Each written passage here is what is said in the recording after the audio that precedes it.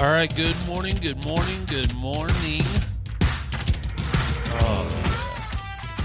Welcome to the Waterboys College Football Pregame Show. Aaron and Strez. How we doing this morning, buddy? Dude, I'm still jacked up from last night. 3 epic football games. I can't believe I didn't stay up to finish out the Houston at Oregon State game, but I got on and looked at that score this morning, and Houston came back and won in overtime. It was nuts. You got to feel bad for those Houston boys having to go all the way out there to the West Coast, start a game at 10 o'clock Central. Yeah, dude. It was I looked at my phone at one point, and I'm like, it is 12:27 a.m. and it is not even halftime yet. Why am I still awake right now? But man, yeah, last night, Week 5 has already lived up to the hype, and we haven't even started Saturday morning yet. So I'm so excited for today's slate of college football. And, man, there is a ton of them. There is so many of them. I am not in my studio today. I'm actually in Kansas. Not that far from you. But You're like 30 minutes from me. We couldn't get the show. We wanted to do the show in person, but we couldn't do it. So couldn't make it all work. But we do have a lot of things to get to this morning. If you're just now tuning in, welcome to your Waterboys College Football Pregame Show. We're going to be talking some of the storylines over the last week, plus a lot of storylines going into this weekend of football. And we'll be talking about 10 games here. We got you for about 2 hours and excited to do it. But, hey, if you haven't yet, please do us a huge favor. Go like and subscribe to us wherever you're watching us from. It would mean the absolute world to us. All right, let's kick it off the right way, Strez. Biggest storyline yesterday, Florida State upset by Virginia, of all people. Maybe this could end up being maybe one of the biggest upsets of the entire season, because I think we were all kind of looking at Florida State as, you know, especially with all the problems that Clemson was having, this was kind of a team that we thought, man, this is wide open for Florida State. And then they just go in and everything that they threw at Virginia just had an answer for. Yeah. And I will say this, shout out to the Virginia fans. That's one of the greatest flood the fields I've ever seen in my entire life. I have never seen a field rush like that.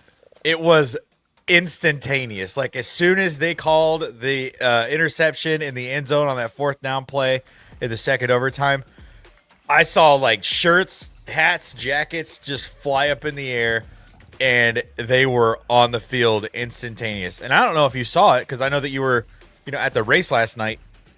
But that the student section was like on the grass. Yeah, I guess maybe I'm more unfamiliar with Virginia Stadium than I thought I was, but they were like right there on the field the entire game. I watched some of the highlights early this morning. I really only got to catch the last overtime. That's one of those fields where the fans are just like on you. It was amazing. The atmosphere the entire game was like, those Virginia fans, I think that they've got a good football team this year. Like, obviously. Which, of the schools in Virginia, that's not the one that typically I look at Virginia as a basketball school. No, completely. And so, going into this game, I know there was some people that were a little uncertain and stuff about this, and then, Virginia went out and did what they did to a Florida State team that I was thinking was the best team in the ACC this last week going into this game. I was too. And the quarterback, and they didn't play bad. No, they didn't. Offense. They played well. Defense was optional in this football game. I will admit like that. An old Big 12 score. Very much so. It was like, what the points total? What was it, 38-46? I can't even do that math in my head, but that's a lot of points. 90 points? 90-some-odd points? Yeah, it was just a wild game. And, I mean, obviously we know Clemson's having problems. With Florida State dropping one here to a unranked Virginia team that, so now you got Florida State at, 3-1? Yeah. You got Virginia at 4-1. 4-1. I think their one loss was NC State, if I'm not mistaken. Yeah, 35-31 at NC State.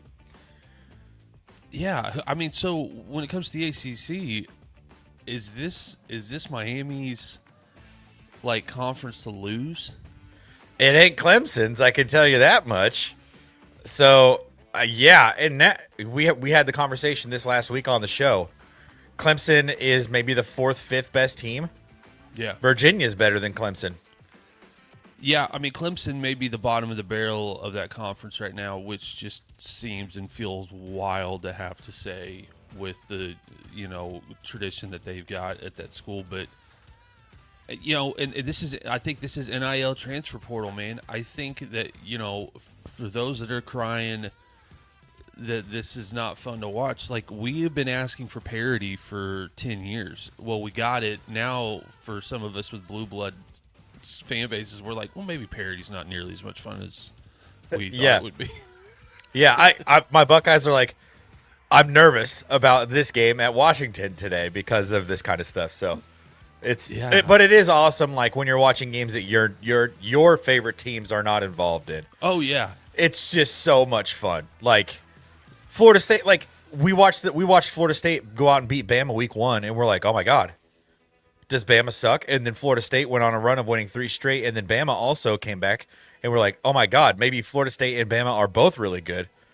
And then Virginia goes out and beats Florida State, and in my head I'm thinking, how bad is Virginia beating Bama this year? What is happening in college football? It's crazy. Well, and it used to be when I would talk to guys that were like in the know, I would always say, we don't see as many upsets in football as we do basketball, like college football versus college basketball. Yeah. And they're like, yeah, because, by the 4th quarter, the trenches is where it all starts to even out. Well, that's all starting to change for teams like a Florida State and a Virginia. Like, if you can get enough pieces around and your big blue blood schools can't put enough depth together because of transfer portal NIL, like anybody can get beat now, and that is kind of fun. Which, I mean, I know we think in like old, BCS era where like teams are going to finish 13-1. Like, well, those days are over. Like, this wouldn't bother us in the NFL. You'd be like, yeah, man, they dropped one they shouldn't have, but like, there's no worries, they'll make it into the playoffs. This NFL college football look the same now. Like we were talking about it up here. I'm in Kansas, so obviously, and I'm right outside Kansas City, so obviously, like Kansas City Chiefs fans, they're like, "Well, don't worry, we'll be able to turn it on." And in my head, I'm like, "Yeah, in the NFL, you could lose your first 3 or 4, and as long as you can rip off the rest of your schedule, you make the playoffs, would be fine." Yeah. So, and that's the blessing of the playoff. That's just what it is. It makes the entire season more fun, I think, because everybody's not so wound up so tight. Yep. I think that's a massive success for college football. All right, let's talk about a few storylines. Now, Oklahoma is on a bye week this week, which they need one. But, John Mateer out with a hand injury, and then he puts a post up on Twitter that, like, basically says, shout out to the surgeon. And for those that are watching may not know, I live in Oklahoma. I'm right inside of Oklahoma City. They could build a statue of this surgeon outside of the Memorial Stadium in Norman. Yeah. Because fans immediately took that as, oh, he's playing against Texas. He's coming back. He's playing against Texas. I have no confirmation that he is. None at all. I've made no phone calls. I've sent no texts. But that is the prevailing storyline in the Sooner State right now. Mateer's hand surgery is successful. He's playing against Texas. I don't know, based on the landscape that we've watched, the teams that we have dropped, some of the teams that are struggling that maybe we didn't think were struggling. I think if Mateer can come back, even if he can't come back for Texas, or he's maybe not 100%, like maybe he can't start the game or whatever, I don't know if Oklahoma can't get the run game going. I still think with what they've got on their schedule coming after South Carolina and Texas, man, I still think that they could drop a couple here, and they might be talented enough on offense to win. If they can't get the run game going outside of their quarterback, even if he is healthy, I think this may be one of those things, I'm not saying because I'm from Oklahoma, where one of the best teams in the country ends up losing 3 games pretty quick because of the gauntlet of schedule. I mean, they play nothing but top 25 teams to close out the year. That's true. Yeah, I saw that. I kind of had a thought that I don't necessarily know if the hand thing is as bad as they're saying, because they didn't. Oh, you never gave like a real timetable, and they still haven't, even after that surgery with the famous Dr. Shin. So I gotta find this guy for an interview at some point, dude. Yeah, we should try to. We gotta get him on the show, especially like if John Mateer comes back and is just like unstoppable. That would be great. But yeah, I guess looking at their schedule here, yeah, they're off this week, and then they've got Kent State next week. So two games that you can afford to not have your star quarterback. But then you've got Texas, and we kind of talked about this earlier this week as well in the show. If you haven't watched those videos, you can go check those out on our YouTube channel. But I think that Oklahoma's defense is enough to beat Texas. Yeah. I really do. I think Arch Manning has not lived up to the hype. He has not looked the best.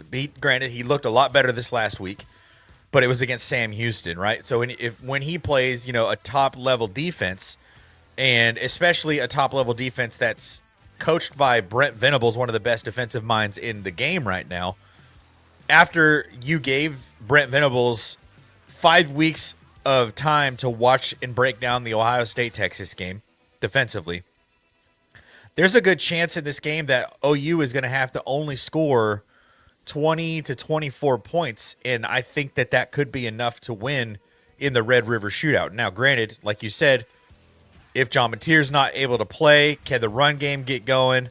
Can that younger quarterback, what's his name, Michael Hawkins Jr.? Yeah. Can he get going?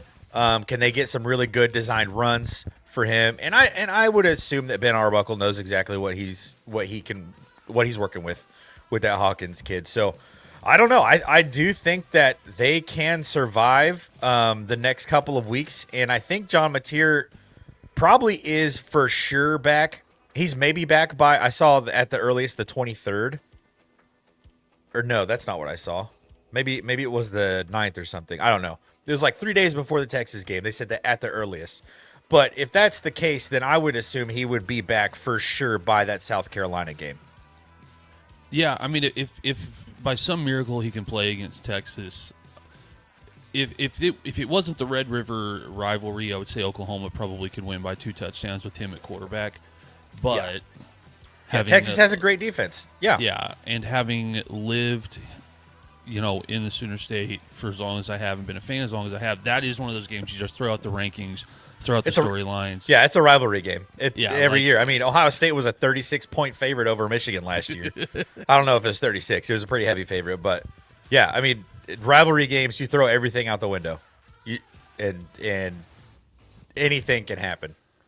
Yeah, I mean, and Michael Hawkins Jr., not incredibly skilled as a passer, but sub 4.5 speed. He's really quick. That's crazy. I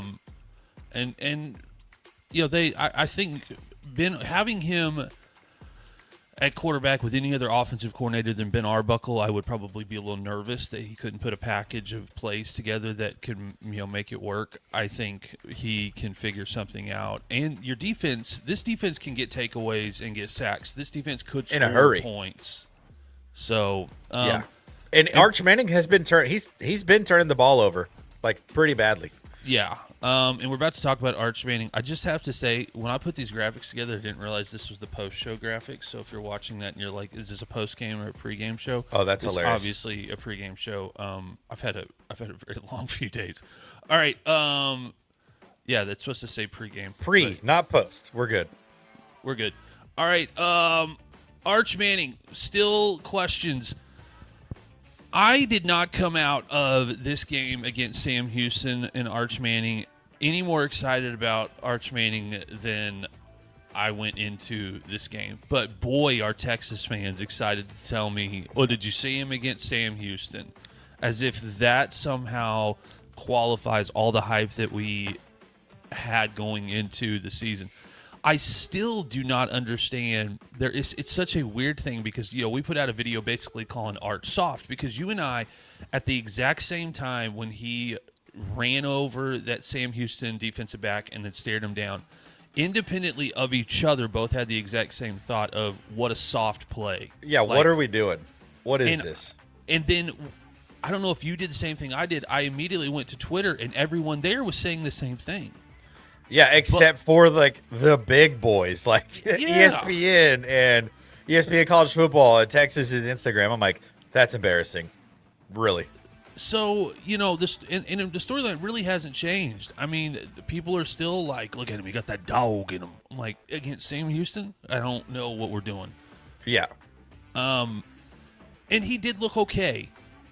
He looked how you should look. I'm not even saying looked how I'm going to rephrase it. I was going to say look how you should look being Arch Manning playing Sam Houston. Any quarterback at Texas playing Sam Houston should look that way against Sam Houston. That is not like indicative. Arch is not some outlier. If you quarterback at Texas and you play Sam Houston, that's how you should look. Yeah, he went 18 of 21 for 309 yards, 3 touchdowns, no interceptions. And was sacked once. And then he also ran for another 11 yards and 2 touchdowns on the ground. So he was accountable for 5 touchdowns in that football game, that's impressive. 5 touchdowns for one player in any single football game is impressive. But again, Sam Houston State is like the 136th statistical team in college football out of how many? Yeah. 136. Like, It's terrible. And honestly, the funniest thing, too, is, like, Julian saying, like, I'm just, like, thinking back, like, week 1, the quarterback matchup between Julian Sayin and Arch Manning. Julian Sayin has looked exactly the part against Grambling State and Ohio since that Texas game. Yes. Threw for over 300 yards in both of those games. It was off this last week. I'm glad that he had some time to kind of recuperate and get ready for this Washington game. But no one is out here beating their chest about how badly Julian Sayin beat up on Grambling and Ohio. Right. But we're out here doing it with Arch Manning, who preseason, was crowned the king of college football, greatest quarterback we've seen since 2007. And he goes out here and runs over a corner from Sam Houston, flexes on him in the end zone. And I'm just like, what is happening? What has happened to college football? This is the weirdest and just most embarrassing thing I think I've ever seen. But did you see the Sam Houston linebacker on his Instagram? No. He had, I guess he had tackled Archman. I think it may have been a sack or something. I don't know the specific play. But he posted a photo of him standing over Arch, like flexing, and he said, like, all right, bet, or something like that. I'm like, that is acceptable. This is a linebacker at Sam Houston tackling the preseason odds-on Heisman favorite.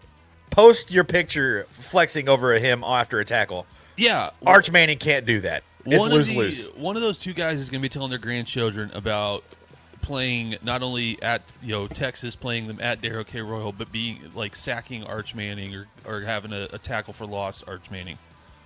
The other guy should have been like, yeah, I beat Sam Houston like I should have. Exactly.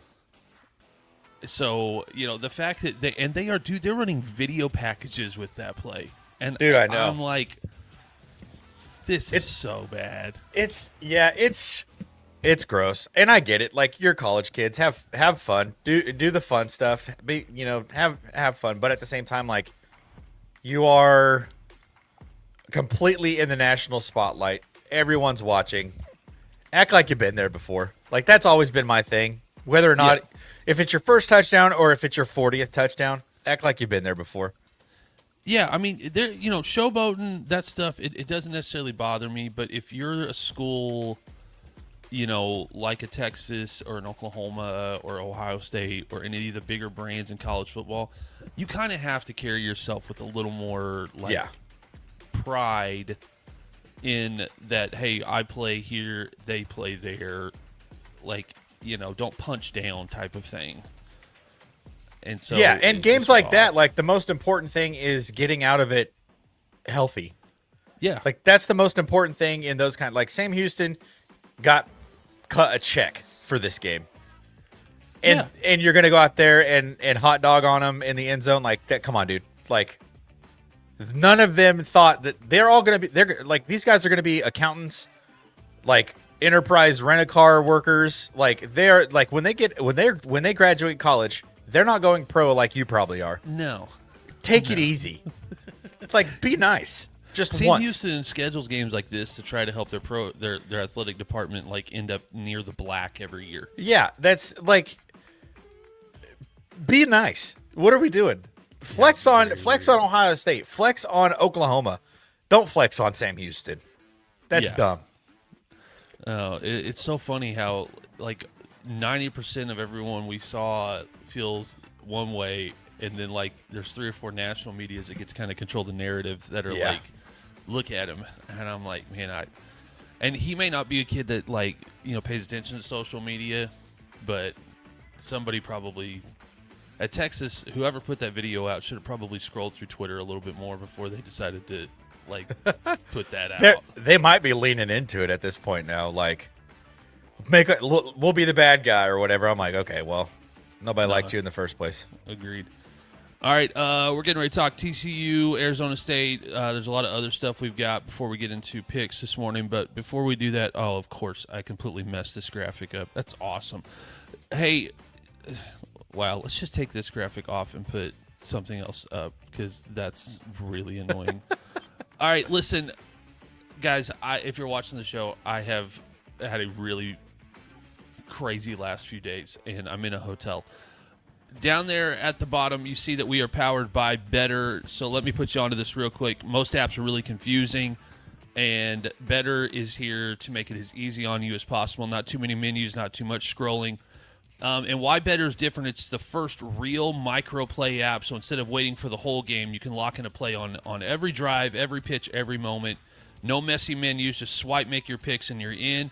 If you know who's going to have an incomplete pass or complete pass, you can put a play on it right there. And the best part is new users get special picks and promos to try it out by using code WASHED. So download the Better app and use code WASHED. I will actually show you the screen, even though I messed up on the graphic. There it is right there. If you use the code WASHED, you get free $10. And they will match you up in $200 in bonus play. So, I mean, you can't get any better than that. So, download Better, use code WASHED. All right, TCU, Arizona State. This game had a lot of things on the line for the Big 12 because Arizona State coming into the season was our pick. I think a lot of us on the college football show, this is Arizona State's conference to lose. Yeah. They were returning, a lot of people from last year. Then TCU kind of came out of nowhere. They had a huge win last week against Utah. I was starting to talk about, hey, this team right here, they got themselves in at number 24 in the AP Top 25. A lot of people excited. Shout out Trayvon Boykin, our guy here at Washed Up Sports. He was excited about it. So going into this game, I really honestly kind of expected TCU to win this game pretty handily just based on what they had done, and we had an upset. I didn't get to watch a ton of this game. What were your thoughts of this game as a whole? Jordan Tyson is awesome. Arizona State's wide receiver, he is incredible. He's honestly like just beating up on these Big 12 DBs, and it's kind of sad. But Sam Leavitt looked really good last night too. I enjoyed watching that Hoover kid out there at TCU, their quarterback. He had a really good football game. Just ended in the worst way possible. So much that, like, I sat up off my couch and grabbed my head and I was like, oh no, because you just hate to see that when they have a chance to, go down and at least kick a game-tying field goal to give us overtime game, which would have gave us overtime in all 3 games last night, which is Right. just absolutely bonkers. But yeah, the game was TCU got out to an early lead, like 17-0 at one point in the second quarter, and I was like, oh my goodness, like I was laughing because I said on my picks for last night, the 2 big games that we were talking about, the TCU Arizona State game and the Florida State Virginia game, I said Florida State wins big, TCU wins a close one, and then Florida State loses a close one, and TCU was up big at halftime. I'm like, I've never been more wrong in my life. What is going on? But yeah, it was a fun football game. Arizona State very much does. I'm actually shocked that they dropped as far as they did after that loss. They very much should probably be ranked because, I mean, this is essentially the same team that made it to the quarterfinals of the college football playoff last year, just without Cam Scadaboo. Like, it's essentially the same team. And even in that Texas game last year in the quarterfinals, I don't think Jordan Tyson played their best wide receiver. So had he been in that game, Arizona State probably wins that one because it was so close already, and they move on to the semifinals, which I think would have changed everything for, or I guess no, the bracket goes straight across. They don't reseed in the semis, so yeah, it would have been interesting. So I kind of wonder where kind of that change in view of Arizona State happened, because essentially, like I said, this is like the same team from last season. Well, and especially with, Boise State loses Ashton Genty, and everyone just assumed somehow that like that wasn't going to change anything about their offense. Yeah. And Ashton Genty's Cam Scadaboo, not the same running back at all. And the best player at for Arizona State last year for the majority of the season was their quarterback. Like, Levitt is good. Like, yeah. he's very skilled. Ball comes out really fast. They can run a high tempo offense when they need to, and really get defenses tired really quick. So, yeah, I think you're completely right. And I think, we've seen that maybe some of the top 25, the AP top 25 voters don't pay attention to college football the way that they should. Shout out to the girl at USC that openly admitted she doesn't watch any football other than USC football. Bold of her, by the way. Yeah, very bold to do that in front of all of us, even though we all assume that's probably how it worked. Mississippi State's not bad. They're 4-0. They're scoring so many points. And Yeah. that's Arizona State's one loss in week 2 in Starkville.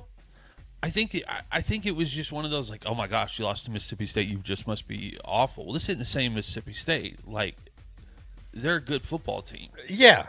Yeah, it is bizarre that they dropped out as far as they did, but I think that this win, like, they made a statement by being able to come back from that huge deficit and take the game in the last minute. I think that says something for Arizona State.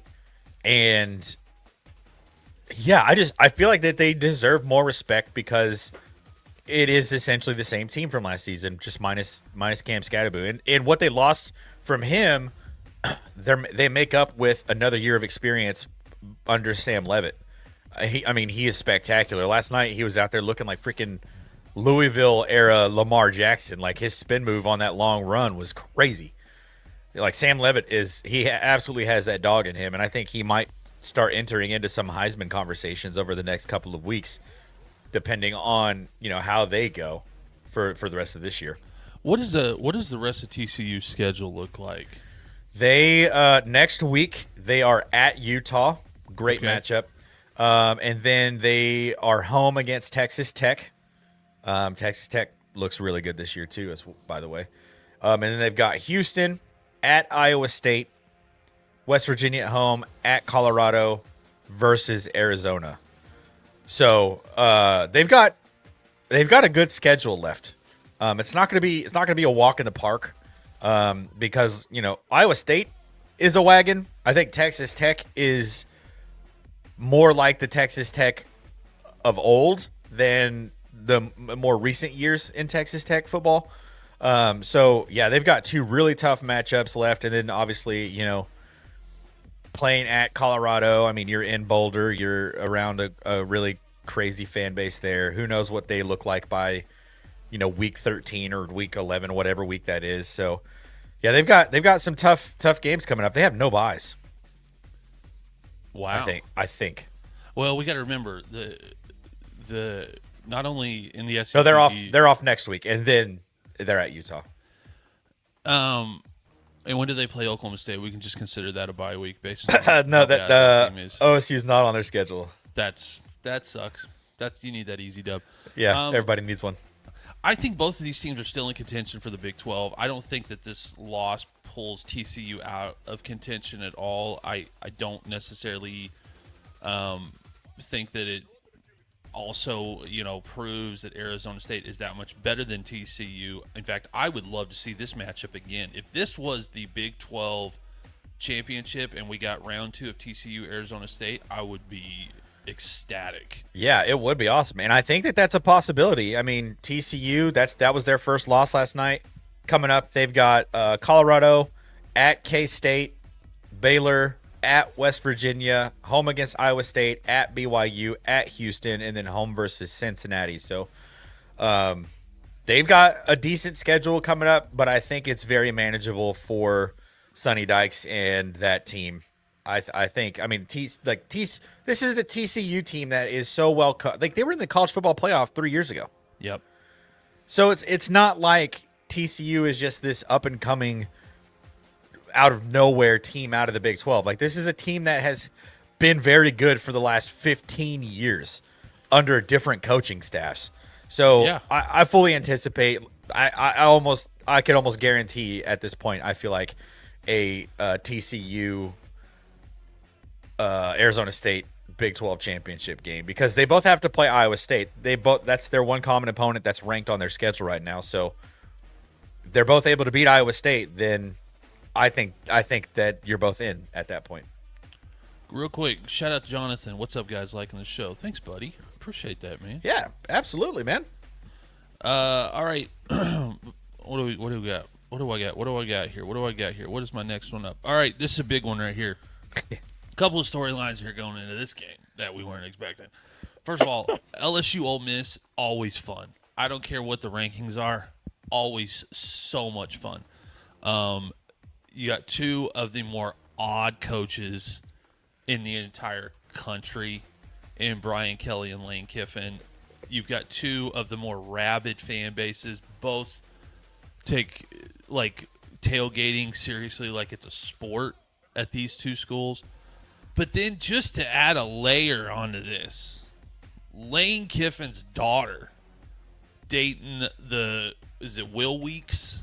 There's three brothers, aren't there? Yeah, Whit Weeks. Yeah, there's Weeks. three Weeks brothers on this LSU team. And Whit Weeks, I think he's the oldest, is dating Lane Kiffin's daughter, which is just hilarious. And the fact that they decided to hard launch the relationship on social media the week that LSU plays Ole Miss. Can't you wait a week? Dude, it feels so really well timed and thought out on Whit Weeks' part. I almost think Kiffin was in on it. I almost think he was I almost feel like that's something that Lane Kiffin would absolutely help plan.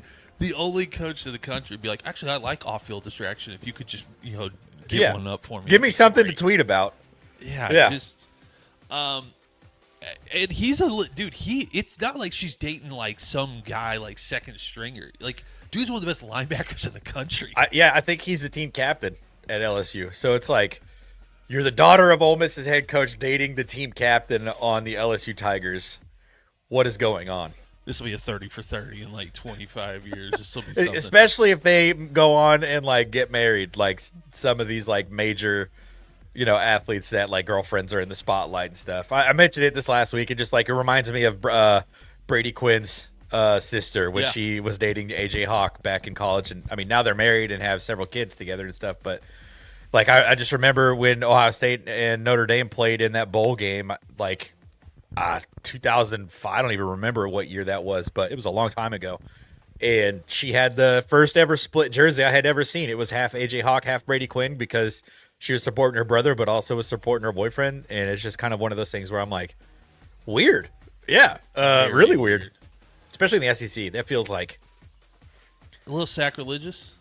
Maybe, but also at the same time, like all SEC fans are fans of other SEC schools because they just love the SEC. I don't know. Maybe she's not one of those people.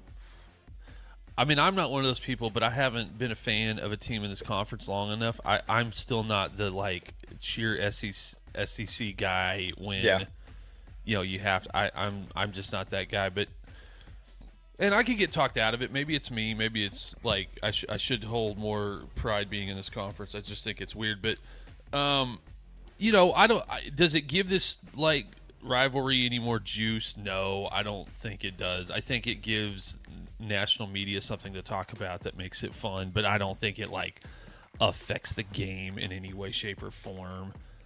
I don't think LSU Ole Miss needs any extra juice.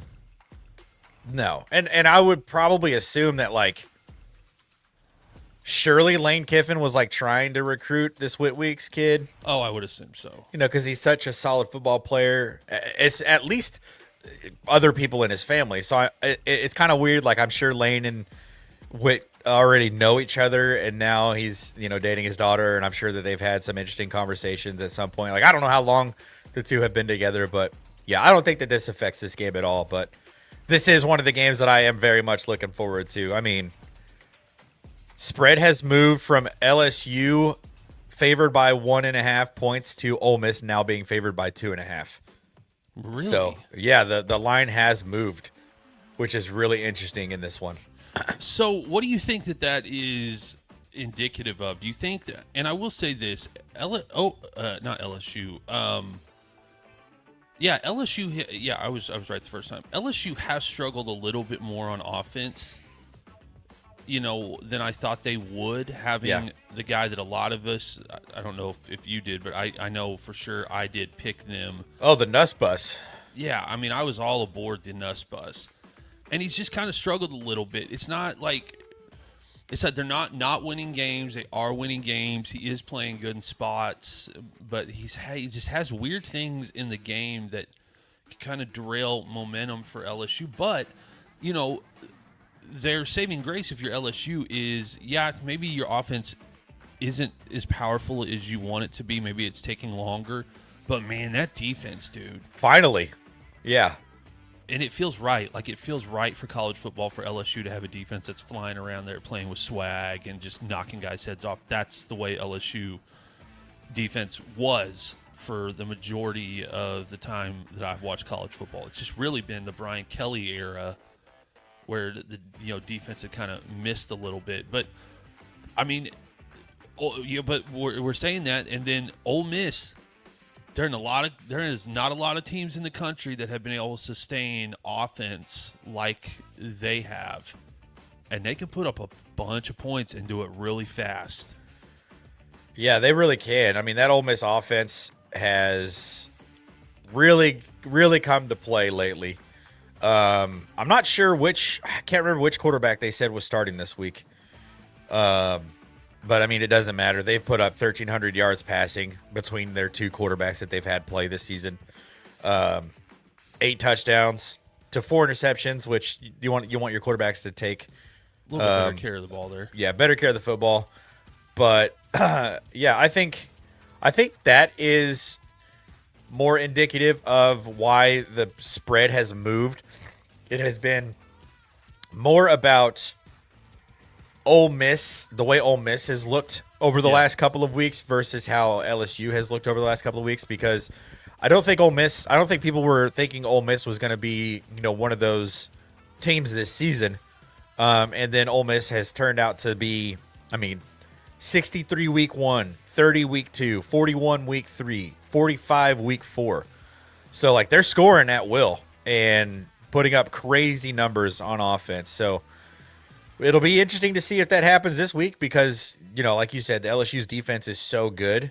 Ole Miss, their defense isn't nearly as good, so this could be a chance for LSU's offense to get going against a less than, excellent defense. I'm not going to say that Ole Miss's defense is bad, but I don't think that they're, the top half of the SEC in defenses, and so I think it's gonna be a good game, and I think that's kind of why the spread has moved from in favor of the Tigers to being now 2.5 in favor of Ole Miss at home. Yeah, I'm in the same boat with you. I don't think Ole Miss's defense is terrible. I don't think that they're LSU. I don't think that they're Georgia. I don't think they're Oklahoma. I don't even think they're Alabama. But they really. Nussmeier has struggled against teams that don't have great defense. They're just able to do something that interrupts the flow of the offense, that creates inconsistent play on Nussmeier's part. So I don't know that Ole Miss has to do a ton to keep this game close. I think what it's going to come down to probably is LSU's defense, or is LSU's offense going to continue to just kind of be inconsistent? And if he throws an early interception, if he gives Ole Miss any type of momentum, and they're a team that plays really well off of emotion. Lane is kind of that type of guy, and if it gets rolling early, he throws an early interception, a receiver bobbles a football, or they get a takeaway, or a couple of quick 3-and-outs, and now Ole Miss is moving and they're playing and they're feeling a little bit like Louisiana Tech was feeling at the beginning of that game. It's like, hey, we could play with them. Ole Miss has played spoiler to a lot of the top end of the SEC since Lane Kiffin got there. He's figured out a way to beat some teams that he shouldn't beat. Now he's also done the exact same thing on the other end and lost to teams that he shouldn't lose to, and they complain about not making the college football playoff for the entirety of the offseason. But I mean, this is a game, I think, for both teams for us to see where these programs are. But specifically, I'm looking at LSU. This is a chance for you guys to come in and go, okay, listen, we figured it out. We know where the issues are. We got it all worked out. We're going to come in here and be LSU. Because Garrett Nussmeier went from Heisman frontrunner to kind of just another guy that could win the Heisman. And that kind of sucks. If Garrett had come in and played like a Heisman frontrunner with Cade Klubnik not playing well, Lagway, Sellers, we were really 2 weeks ago talking about this as a two-man race. It's John Mateer, Garrett Nussmeier. And now with Mateer maybe being right back in it in 2 weeks, Nussmeier, dude, a lot of eyeballs going to be on this quarterback today. And he could really say, no, I'm still a Heisman front runner. But he's going to have to prove it today. It is currently 1, 2, 3, 4, 5, 6, 7, 8, 9, 10. 11th best odds to win the Heisman. His odds have actually dropped down below Julian Sand. Garrett Nussmeier plus 2,000. So $1 bet would win 20 there, which is crazy. Just sprinkle $1 on Garrett Nussmeier, you could probably win $1 or $20. Yeah, especially with what we were seeing at the beginning of the season. It was like, well, he's not a long shot to win a Heisman. Especially with Clemson dropping a couple early, you thought, well, this is gonna be his thing to lose. It's just not gone the way that they wanted it to. Speaking of teams that haven't had a season go the way that they want it to. What's up, Steve? What up, Steve? There's our boy. Oh, he is flying to Utah. 30,000 feet in the air, flying over Utah. Thanks, bud. I appreciate you stopping in. Where are they playing tonight? That's a good question. Let us know in the comments, Steve. We need to know where you guys are playing tonight. By the way, for those of you who are just tuning in, Steve Jewell, a third member of the Waterboys, cannot be a part of our pregame shows on Saturday mornings because he plays bass for a rock and roll band named Blackstone Cherry. So he cannot be with us today. He is on his way to go play a show.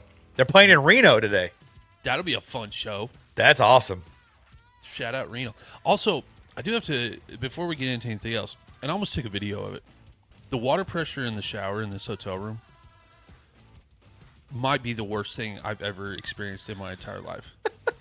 Dude, it was like, when they have a problem on your street and they're like, "Oh, we're having issues," and the water just kind of bubbles out Yeah. of that.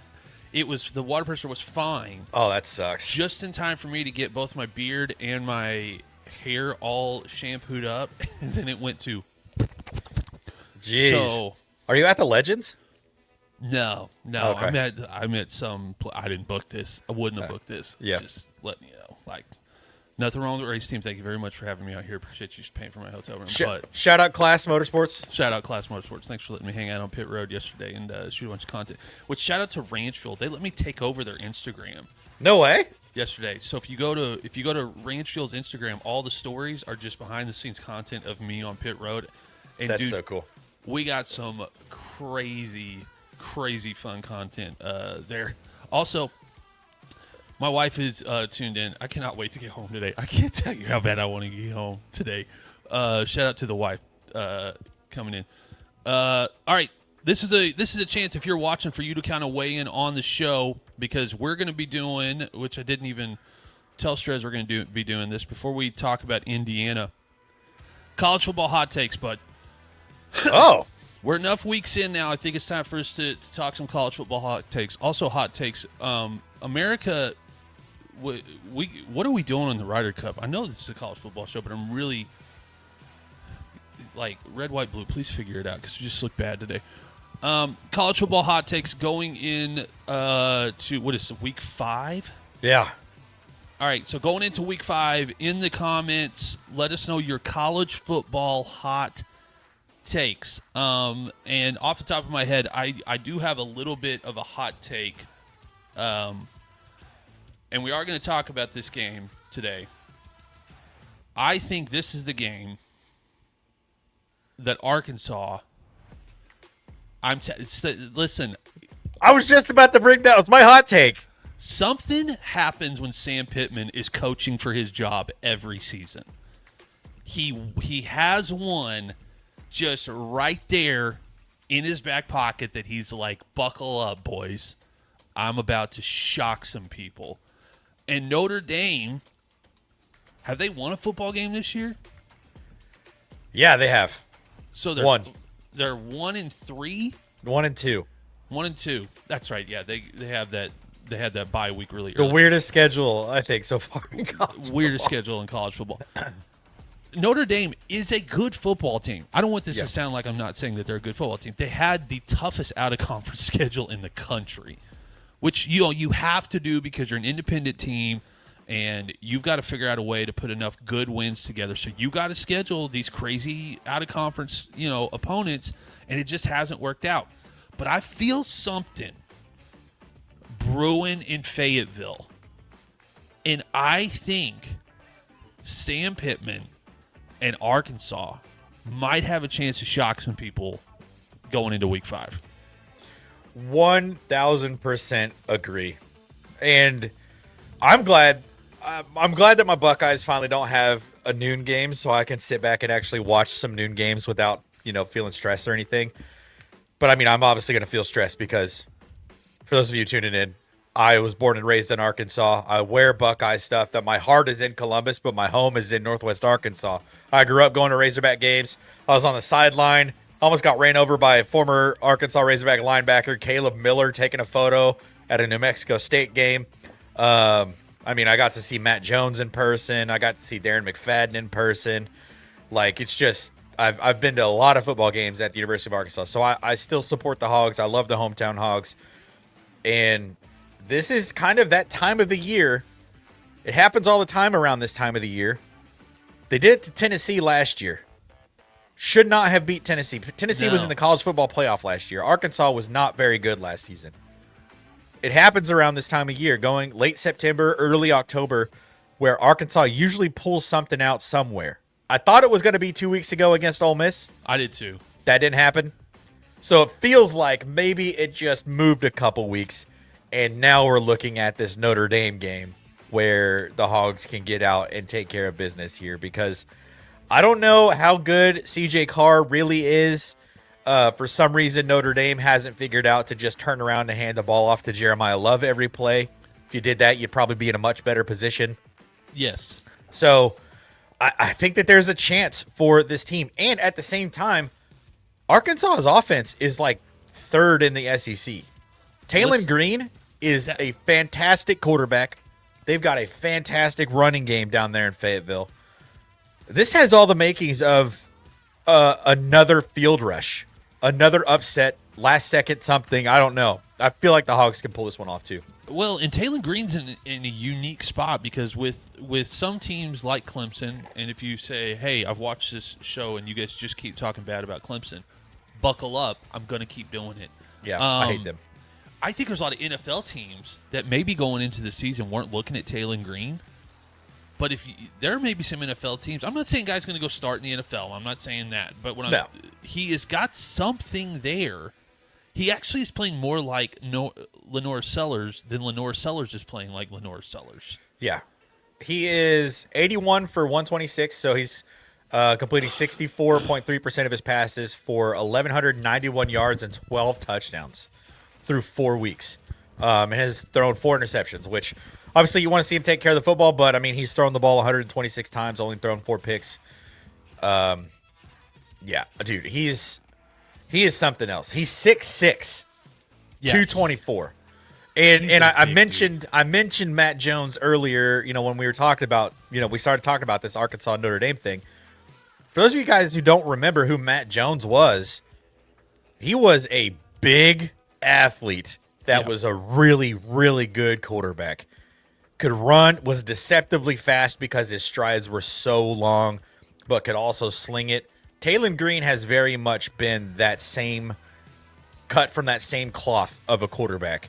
And he's just been very, very fun to watch. And this offense, I mean, Arkansas, we haven't really seen this kind of offense since Bobby Petrino was the head coach at the University of Arkansas back when they finished the season.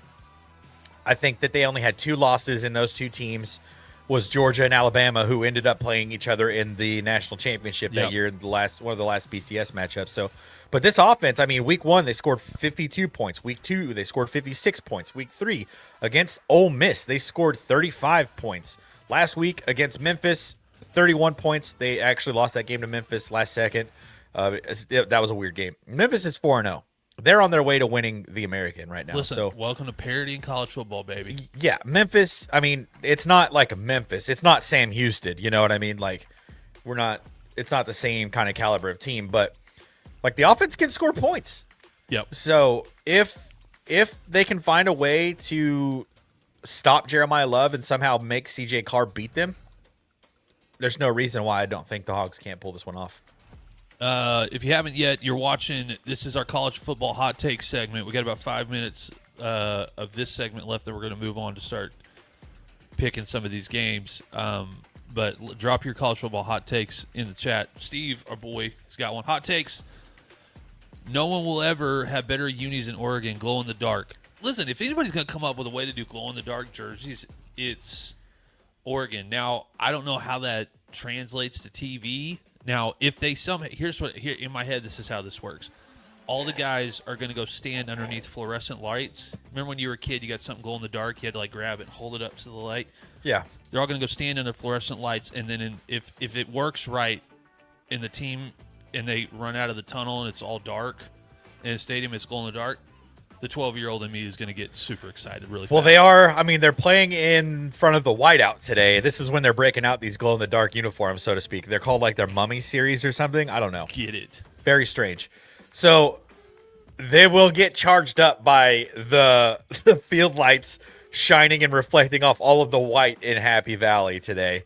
I'm sure the cleats and the socks or whatever parts of their uniforms are glow-in-the-dark will get charged up, so we'll see. I don't know how it'll happen because, I mean, all these teams are doing the LED flashing things, like when they score touchdowns. Like, it's gotten out of hand at this point a little bit in college football. But if that happens, the lights go out, and Oregon somehow is, like, glowing in the dark on the sideline over there, like, that kind of steals the show away from Penn State a little bit. Granted, they will have just scored a touchdown, so it's not, like, too big of a deal. But yeah.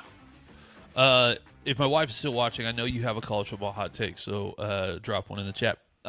Any other hot takes you got other than our little Notre Dame Arkansas thing? Yeah.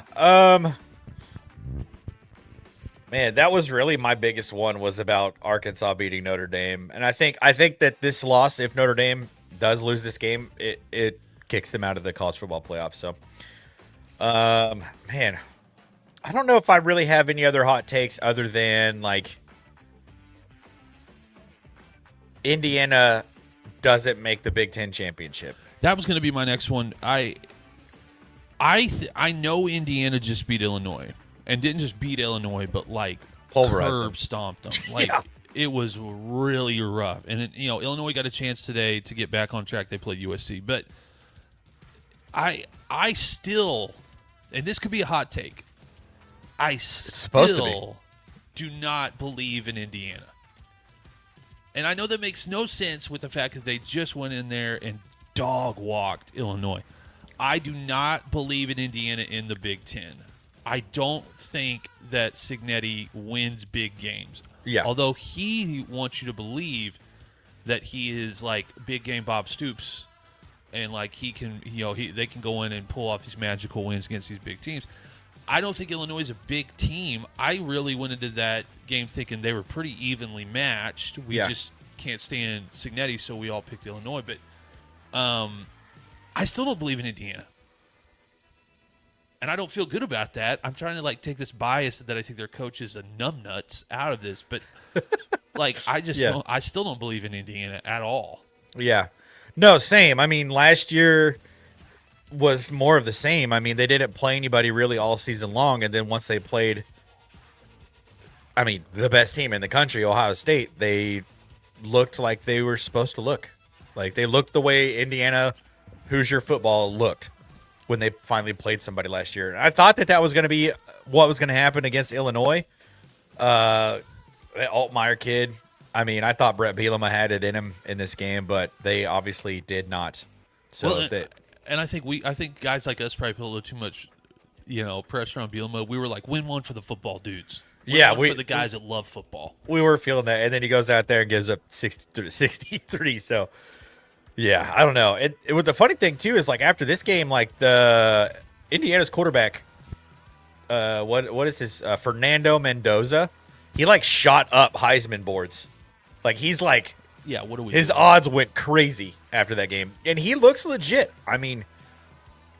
He has, what are his stats this season? He's completing 76.8% of his passes, and he's thrown 14 touchdowns to 0 interceptions. Crazy numbers. Right. But again, when you have been playing the teams that you've been playing, Old Dominion, Kennesaw State, Indiana State, you should be putting up those kinds of numbers. What are we doing here? And then Illinois, you drop another 63 on. So just an interesting it'll be interesting today. And they're at Iowa now today. That's a good defense. Indiana who can play football, by the way. I really think that this is going to be a really close football game. The line has moved. Indiana is now favored by 8.5. It opened at 3.5. Really?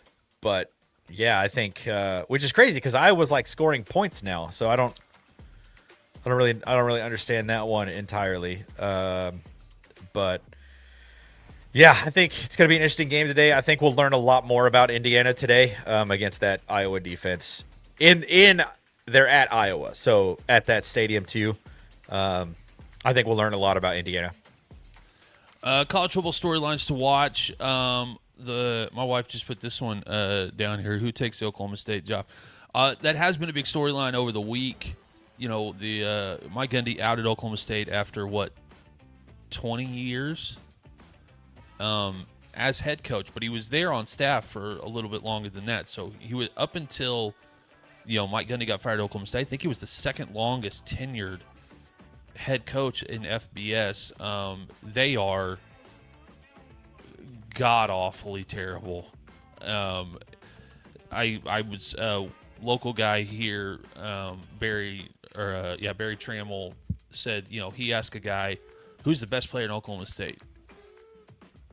And they were like, I couldn't answer that question for you right now. So, it is a program that is in trouble.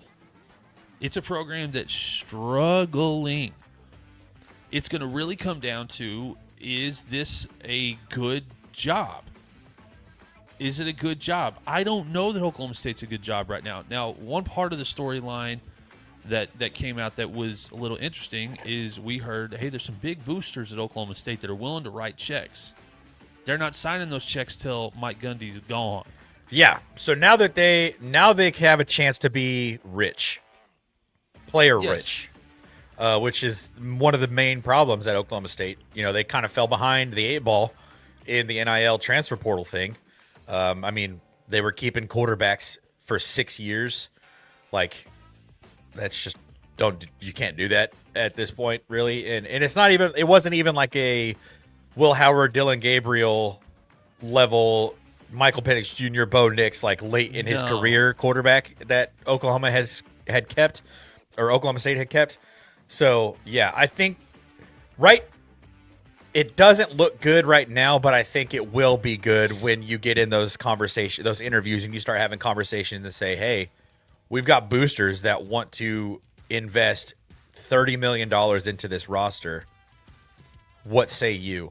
I think that's going to be part of the conversation today. And honestly, like when we talked about it earlier this week, when you mentioned Zach Robinson, former Oklahoma State quarterback, currently he is the offensive coordinator for the Atlanta Falcons. Bring him. He has to be the guy for Oklahoma State. Home run higher if you get Zach Robinson back. Des Bryant has endorsed him to be the next head coach at Oklahoma State. So, which did they play together? Yes. Yeah. Was he his quarterback? Yeah, that's what I was thinking. I couldn't remember like when the time frame was there. So, that's one of the things about the Waterboys. We love former coaches coming back and coaching football. Like last night I was watching this Arizona State game, had no clue that Hines Ward was an assistant head coach and wide receivers coach at Arizona State. I thought I had lost my mind. I was like, is Hines Ward on the sideline? Yeah, I was like, State? What is happening? Why are they showing him more than they're showing the head coach? And I was like, when did he start? I was like, I had no idea, right? And so like they're like Michael Vick's coaching. They're like Vrabel head coach in the back. Coach Prime is at Colorado. Eddie George is coaching somewhere in Ohio right now. So like, there's like all of these former players that are entering into coaching. I just watched a video of Greg Olson coaching a freaking middle school team, and it got me juiced up the other day. Get that guy a job at some college. I was so juiced watching him call the plays and like yell at the referees. They've got like a whole like Hard Knock series. That's hilarious. Of him coaching a middle school team. Him and his dad, I think. His dad's like in his 60s. They're just coaching this football team together. So, yeah, I'm all in on Oklahoma State bringing Zach Robinson in. I think that would be home run. Oklahoma State it will enter the conversation for running the Big 12 again. Yeah, I think if they get Zach Robinson, offensive coordinator of the Atlanta Falcons, he's going to come into that program juiced to the gills, man. Yeah. He's going to be so excited to be coaching at his alma mater. Yeah. And offensive-minded coaches, too, kind of are really successful as head coaches, especially in the Big 12. Yeah, 100%. Ty Johnson, thanks for tuning in. He said, who's a lock for you guys State, and any thoughts on Iowa State, Arizona? Let's go ahead and start picking some games. We'll get right into it here. Let's see. Who is the first game that we have got up? It's probably Arkansas Notre Dame. It is probably Arkansas game, Notre Dame. I don't think I've got the Iowa State game on here, but hey, let's talk about it first. Listen, I'm a Matt Campbell guy. I've been a Matt Campbell guy as long as I can remember. I love Matt Campbell. I love everything about Matt Campbell. I love that Matt Campbell keeps turning down bigger jobs to stay at Iowa State, to keep coaching the Cyclones. I love everything about that guy. I think he is one of those guys that's going to go, if he leaves Iowa State, he's going to the NFL. I don't think that he's a guy that is going to stay in college. I think he likes what he's got at Iowa State. I think the program is in good shape. I think donors are bought in, and anybody that plays for him loves playing for Dan Campbell. Arizona basketball school. I know that sucks. The best couple of years that they've had recent memory that I can think of is when Mike Stoops left Oklahoma and went out there and tried to do something. But I am always going to give the coaching edge to Iowa State. I think they play incredibly fun football. I don't see any way. And Iowa State really, for this season, I kind of expected them to be one of the teams that would take the Big 12. What is their record right now? Arizona or Iowa State? Iowa State. They're both unbeaten. Iowa State's 4-0. Arizona is 3-0. Yeah, I would probably give the edge to Iowa State. I think they can come out and score in bunches. They do play really disciplined football on the defensive end. They don't play amazing defense, but they've got really athletic defensive backs. They've got a little bit of a pass rush that works in their favor. But their defense, their entire defensive philosophy is get our offense back on the field. Yeah. And when you've got a guy like Rocco Beck, like it makes sense. You want to get him the ball as quickly as possible. 100%. So I would probably take Iowa State today. As far as who's a lock for you guys today, we're about to start picking games, and we'll tell you, I do have I didn't even think about a lock. I do have one that I can guarantee you is a lock. Speaking of locks, look, I fixed that graphic in real time. Can you believe that? Look at that. He's a pro, guys. I am a pro at this, and I'm doing it with only one screen here in a hotel. Listen, big shout out to the people over at Better. They are our official partner for the Waterboys College Football pregame show. If you're looking at the graphic, you say that says postgame show. I've had a long couple of days. Give me some grace here. Listen, most apps feel really confusing. Too many menus, way too much scrolling. Better is super simple, really easy. And what's awesome is they're the first real micro play app. So instead of waiting for the whole game, you can just lock into play on every drive, every pitch, every moment. It's super simple. Just swipe, make your pick, and you're in. And if you're watching a game and you say, hey, I know this guy's going to incomplete this pass, listen, you can put a play on it right then and there. You don't have to wait and pick the entire game. So do that. Also, new users get special picks and promos, so try it out. In fact, if you use Better, download it right now. Use code WASHED. You're going to get that promo right there. Free $10 plus up to $200 matched in bonus plays right there on the Better app. So go download Better. Don't just watch the game. Live it, play it Better. Download Better right now and use code WASHED. All right, let's get into picking some games. How much pressure's on Alabama today? Now, they're playing Georgia. Yeah, at Georgia. They have got a hard thing today. But number 17, Alabama, and number 5, Georgia. Georgia kind of in the same boat as Oregon. We don't have a bunch of amazing teams this year. We don't have like one outlier that's just the best team in the country by like a mile compared to maybe some other years where Georgia, by week 3 or 4, we'd be going, man, Georgia's so much better than everybody else. It's just crazy. Yeah. This is a weird year. Listen, we asked for parity in college football. We wanted parity in college football. Well, NIL transfer portal gave us parity. Now, this is a game, in my opinion, I'm not saying that Alabama can go in and beat Georgia because I think that's a lot to ask to go into that dome and do that. That's a tall order. But DeBoer's got to show some sort of fight in this game, or this is the type of game where fans, boosters, donators, they're going to really start going, what's his buyout look like, and do we want to sit through another year of Kellen DeBoer? Alabama's going to have to figure out a way to keep this game close and put up a really good fight. I don't know that they can do it. If this game was in Tuscaloosa, I might feel a little bit better about saying, like, hey, they can keep this game close. But, man, there's not a lot of home atmospheres in the SEC tougher than Georgia. No, that's absolutely right. And this is a 6:30 kick. This is a night game. A night game between the hedges. Both teams coming off a bye. Kirby Smart doesn't lose at home.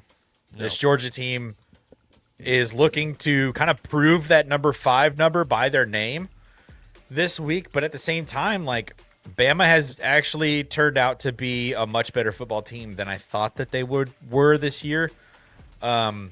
Maybe. I don't know. Virginia beating Florida State kind of raises some more questions in my brain than I thought I had about this Alabama team after week 1. But again, that was week 1 at Florida State. Tough place to play. Weather was weird. So yeah, this one it's gonna be interesting to see what happens. This is a chance for Kalen DeBoer to go out and say, like, Alabama made the correct choice by bringing me in. Change your wish list if you're someone who is trying to win the lottery to buy out my contract. Like, change your wish list. I think this is a real opportunity for Kalen DeBoer to kind of prove his worth there at Alabama. I mean, same thing for Ty Simpson. But on the other hand, like, you've got Gunnar Stockton at Georgia, who is still trying to make a name for himself. So there's a lot going in on this football game. And, you know, like I mentioned, they're both coming off of a bye, which feels like it actually matters a little bit in this game specifically. So it'll be interesting. It looks like former Broncos great Noshawn Moreno is at the College Game Day today, so that's pretty cool. Shout out Noshawn. So yeah, I don't know, man. This is going to be a really fun game, but I think that there is a ton of pressure on both of these teams because we're so unsure about who they both are. Yep. Kind of a similar boat for LSU and Ole Miss. Like, we're kind of unsure about who these teams are. And we're going to talk about Oregon and Penn State here soon. I kind of feel the same way about those teams. Like, this is the weekend, week 5, where we're going to get so many matchups that we're going to start learning a lot more about who actually is the cream of the crop, who are contenders, who are pretenders. And I think that there's a ton of pressure on Alabama in this game to prove that they are actually not a pretender, but they are actually a contender. Yeah, a lot of thinning the herd today. Yeah. Before we get into picking games, we're going to start with the early games and go to the late games. One more storyline. Is it time to respect Indiana? We talked about it early in the show. I still don't believe in Indiana. I don't know why. I got a personal bias. I don't like Cignetti at Indiana. I think he's weird. I think he's kind of cringy and just odd. But his name keeps getting thrown around for that Florida job when Florida decides to pull the trigger on Billy Napier. But, I mean, the Big Ten is kind of in a similar position that the SEC is in that I don't know who the out-and-out best team is in the Big Ten, because this is the week that we're going to find out. Can James Franklin finally win a big game? Is this, can he do it? I don't know.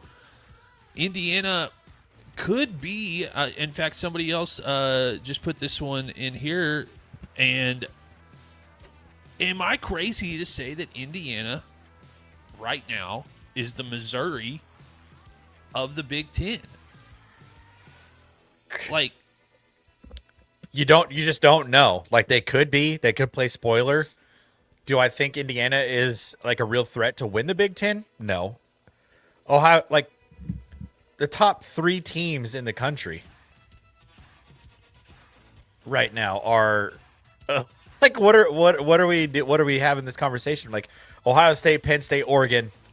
It's their conference right now. It's running through them. Indiana is just kind of like that smaller guy that's like able to land a couple punches here and there. So I don't think that we're quite there yet.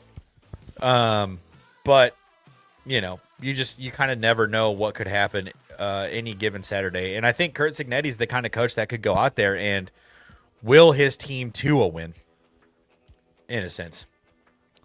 They got a new function here on StreamYard that can show comments on stage. So somebody drop a comment. I want to see how that works. Oh, that's cool. That's kind of fun. All right, let's start picking some games.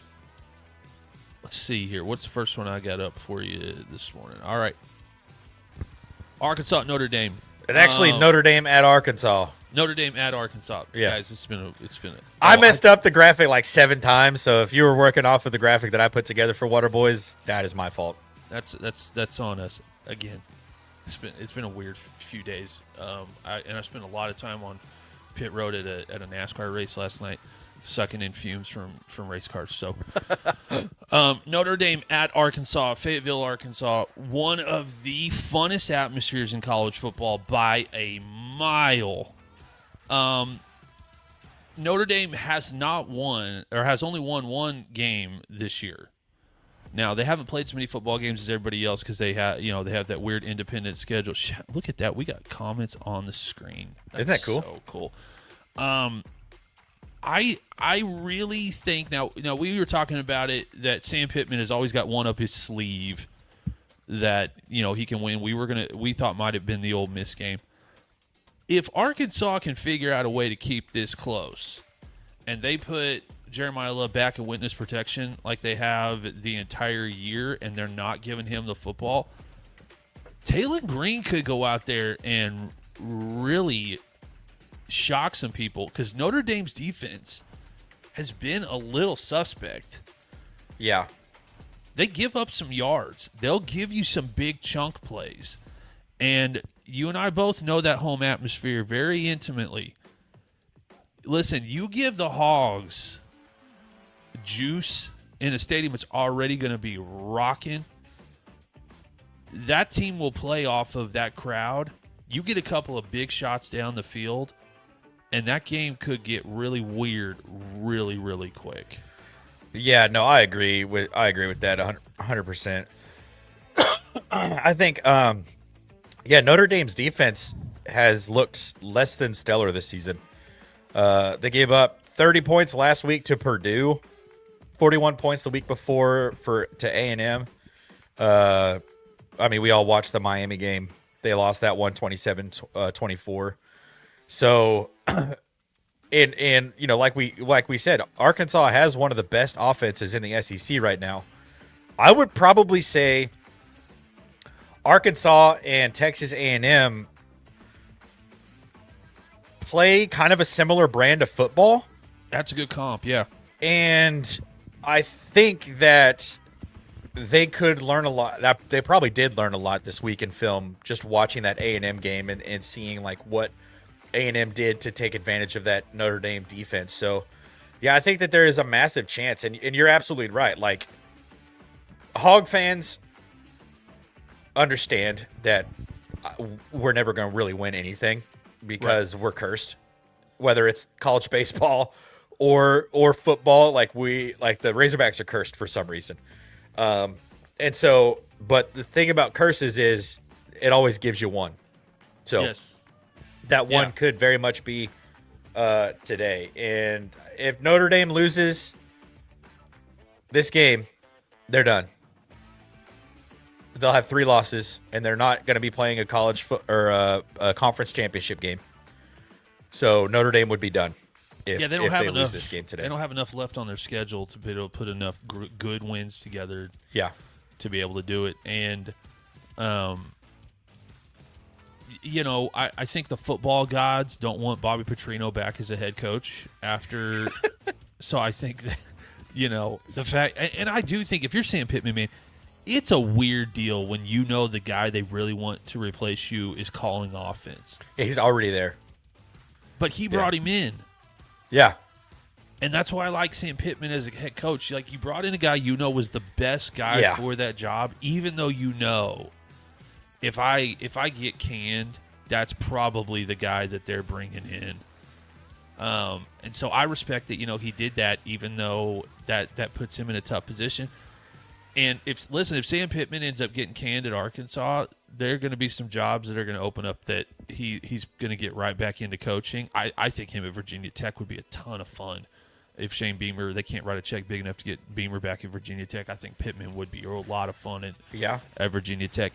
Hey, Sam Pittman, if you're watching this, if UCLA calls about that job, if you get fired, don't take that UCLA job. It's a bad job. Don't do it. They don't care about football out there. I'm gonna go ahead and take Notre Dame, but I'm taking them by a field goal. So you're taking the Arkansas covers? Yeah, Arkansas covers and Notre Dame wins by a field goal. Now, my heart pick is Arkansas covers and wins by a field goal. That's what I'd like to see. Yeah. But the normal brain that I need to try to use here says Notre Dame wins, but I think it's a close one. Yeah. So Notre Dame's favored 4.5 points. So, yeah, if you're taking Hogs plus 4.5, that feels like a pretty safe bet. I'm actually going to take Razorbacks outright here. I know I picked them a couple weeks ago to beat Ole Miss. I'm going to take them to win this game. I think the Hogs, especially coming off that Memphis game last week. There are going to be some pissed off piggies out there in Fayetteville. So, and they lost that game with some self-inflicted wounds. Yeah, it's another example of just how the Hogs are cursed. So now that they've got those out of the way, they can move on and get back to playing football. I'm going to take the Hogs to win this one by a point on a last-second field goal. Give it to us. College football gods, give it to us. We've already seen upsets have happened already this week. So give us another one in Fayetteville in the 11 o'clock, 12 o'clock window. I want to see a field rush down in Fayetteville. Did I put this game in the wrong place too? No, it's USC at Illinois. Yeah. All right, we got this one right. Number 21 USC at number 23 Illinois. Now, it's taken a few years, but USC is playing like a Lincoln Riley team, which is defense is optional, but it's okay because we are going to go out there and score a buttload of points. And they play, he took a little time off. The move from Norman might have traumatized him as a head coach more than he thought it would be. I think he went out to USC and thought they're going to love me. They're going to love this, and then realized, when you're in LA, basically, it's a little tough to get fans super excited about it. Some of the pictures a couple of years ago of their home games was embarrassing, and I felt like, Lincoln, does it feel good? Because you got to go from packing out 90,000 no matter what to who's the team and who do the Chargers or the Rams play this week, which ticket would I rather buy? But they are scoring in bunches. Now, Illinois coming off a really bad loss to Indiana. This is one of those ones we get to find out is USC a little bit better in the Big Ten than everybody thought they would be coming into the year. They play an exciting brand of football. I'm going to take USC in this one. I don't think Illinois can slow them down. Now, the score could still be really high, but as a fan of a team that's played in the Lincoln Riley offense, this is what you have to take out when you're looking at a Lincoln Riley team. When you look at the score and you keep going, this other team's sticking around, they're really not. It's just who is going to, when is the clock going to run out? Yeah. You're really not in the game like you think you're in the game. Because the USC now or Oklahoma then is going to come on the field and they're going to score in 2 minutes.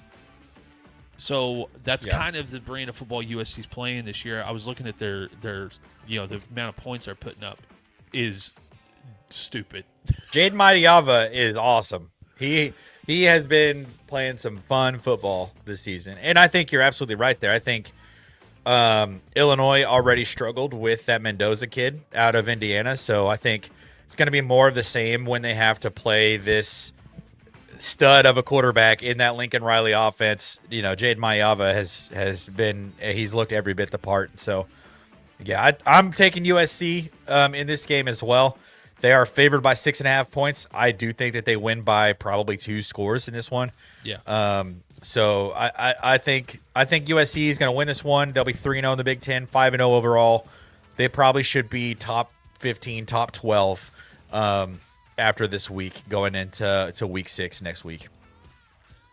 All right, Iowa at number. Did I put this game in the right place too? Indiana is at Iowa. Okay, so if you were working off that graphic that I put together, they are all going to be wrong. I don't remember what graphic I was working off of, but it was 1 o'clock in the morning, so we got it done as fast as we could get it done. So if you're watching this, flip this. Indiana is playing at Iowa. Listen, Iowa plays offensive football now that isn't just 10 yards in a cloud of dust, like watching paint dry. It's incredibly they play un-Iowa football. They put up points. Yeah, their last 2 weeks, they've scored 85 points combined.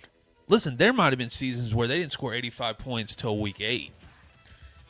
So, and I think it's a trap game for Indiana. I think Indiana really wanted that win against Illinois, maybe a little bit more than Illinois wanted that game against Indiana. This is the type of game.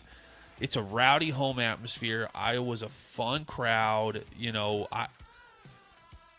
I'm gonna go on a limb here. I think Iowa can win this game. I think that they absolutely can too. And it's going to be one of those weird, fluky special teams things. Like Iowa plays great special teams wise.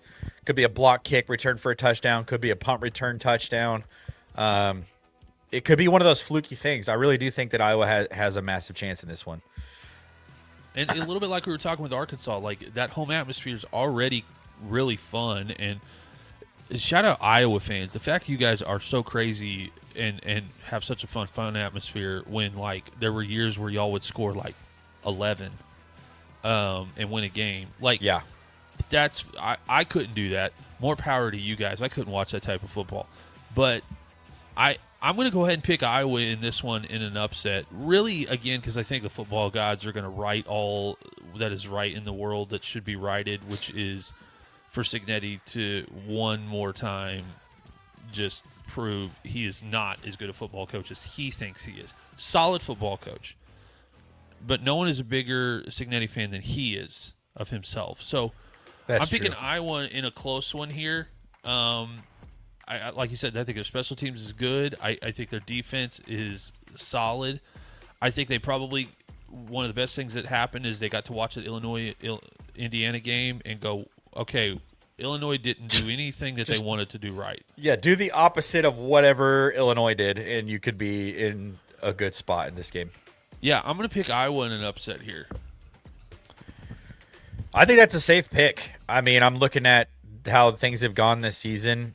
Week 1, Iowa, or no, it was week 2. They lost to Iowa State by 3. They held Iowa State to 16 points. And that's a team that scores points. Yeah, like Iowa, like we were talking about Iowa State earlier in the show, like that's a good football team. Rocco Becht is awesome. They're coached super well. They play good offense. So Iowa has a really good defense. So it's going to be, will Iowa be able to score the points in the necessary places? Might have to get a defensive touchdown. Might have to get a special teams thing going into this game. But, yeah, Fernando Mendoza has just been awesome this season. So I think in this game I'm going to take Indiana. But give me the points for Iowa. I think Iowa is plus 8.5. I think Iowa covers, but I think Indiana wins this one. All right, LSU, Ole Miss, number 4. LSU, this one is in Oxford. Yep. Okay. At Ole Miss. This game is really for us to see what these two teams are made of.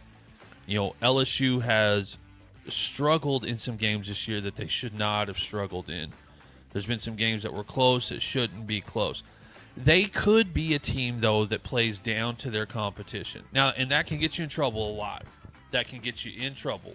There were some years with Oklahoma where we played down to competition that annoys fan bases. They don't like it. It makes you sweat out games you shouldn't have to sweat out, especially if you're a team like an LSU that's got such a crazy tailgate atmosphere that those fans want to go get back to the tailgate. Yep. And they got to stay for all 4 quarters because you're playing down to competition.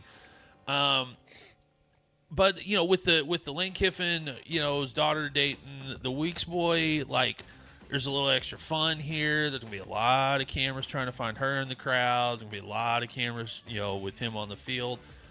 I think this is the coming out party for LSU. And I've been looking for it all season long. You know, we did 2 tailgate takeovers in Baton Rouge, just literally right across from the stadium with our boys from Tingle & Co. Was watching some of their content.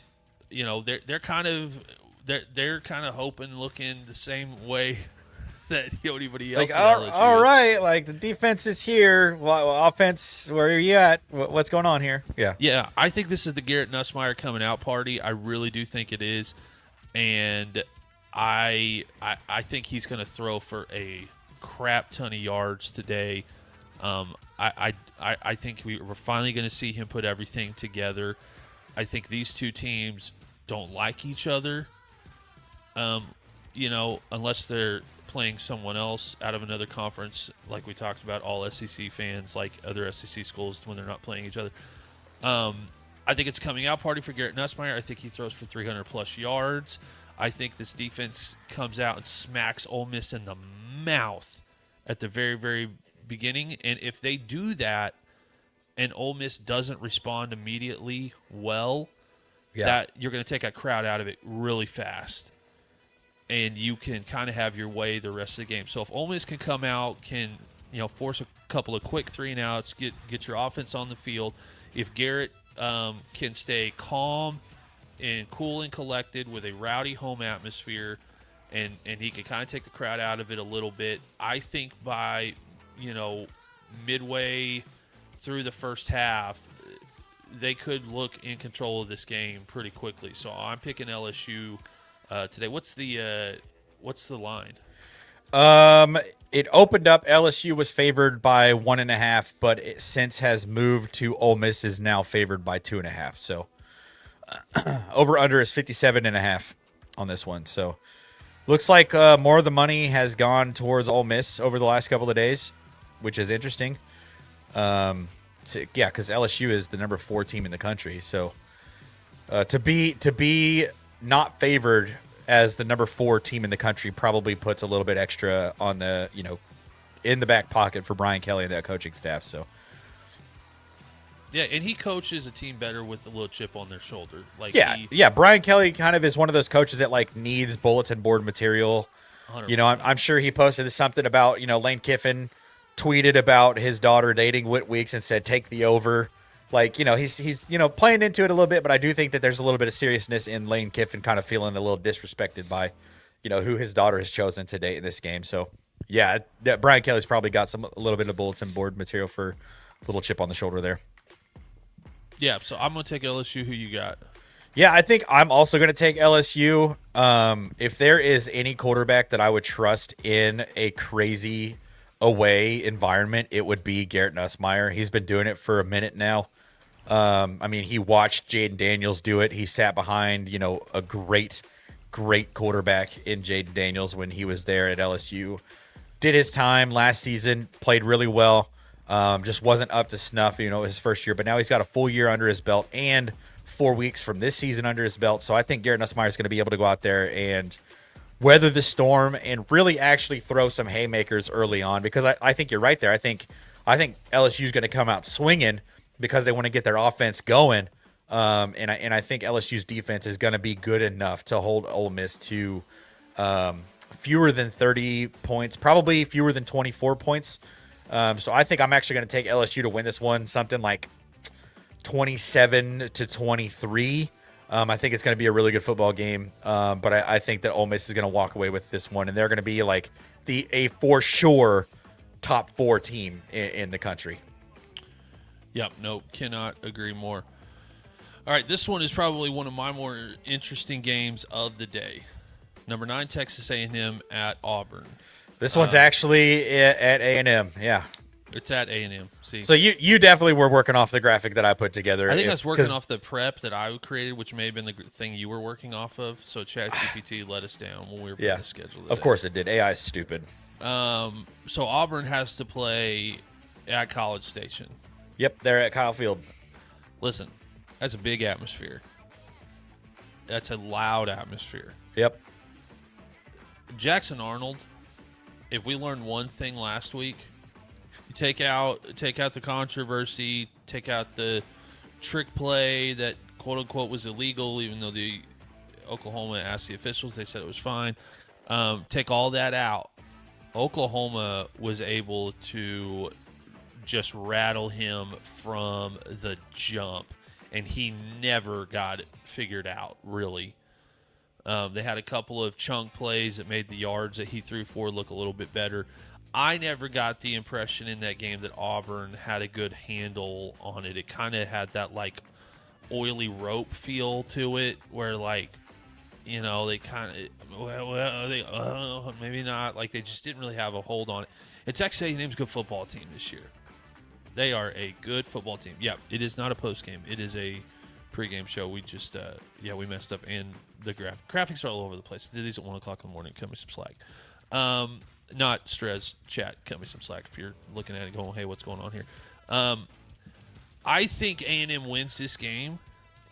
And I think Auburn is going to find out today really quick. Yet, there's a reason that Jackson Arnold wasn't going to be able to be the starting quarterback at Oklahoma. and had to transfer. And he looks really good in spring practice sometimes. He looks fantastic in warm-ups.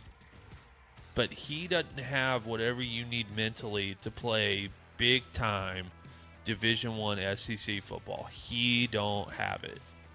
And I think it's going to be more of that today. I think Texas A&M wins this one, and I think they might win this one handily. Yeah, that's kind of where I'm leaning to. I think A&M wins this one by a lot.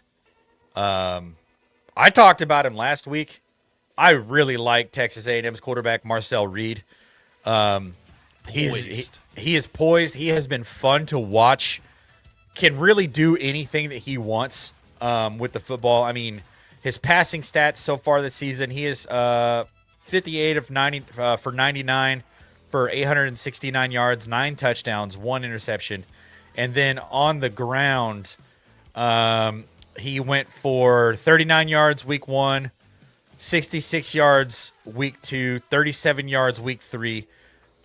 They were off last week, so A&M's coming off of a bye, so they've had 2 weeks to prepare for Auburn here. So yeah, I'm taking A&M to win this one by a lot, and I don't think it's going to be close really at all during the course of the game. Yeah, Marcel Reed is a lot more athletic than John Mateer. It's north-south speed for sure. He's a lot, quicker than Mateer. And 6'1", 185. I mean, not very big. So if you hit him, you could probably hit him, but good luck hitting him. Like, that's kind of where the conversation goes. Yeah, when he tucks it and runs, he's into the second layer of your defense really fast, being, as quick as he is, off the block. So, and they struggled with a scrambling quarterback last week.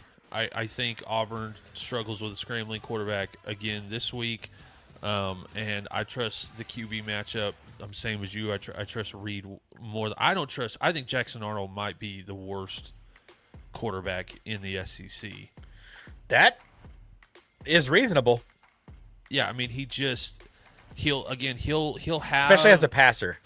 Yeah, but what is weird about it is when he does turn it loose, like they were saying in the Oklahoma game, the wide receivers were coming up to him and going, "Dude, sling it, throw it downfield." And when he would nut up and do it, you're like, "Dad, come, that's a good looking long ball." Yeah, he does throw a nice ball. I'll give him that. But the problem is it's not consistent enough. Yeah, he looks incredibly confused all the time. Like he's not sure what the play is. He's not sure.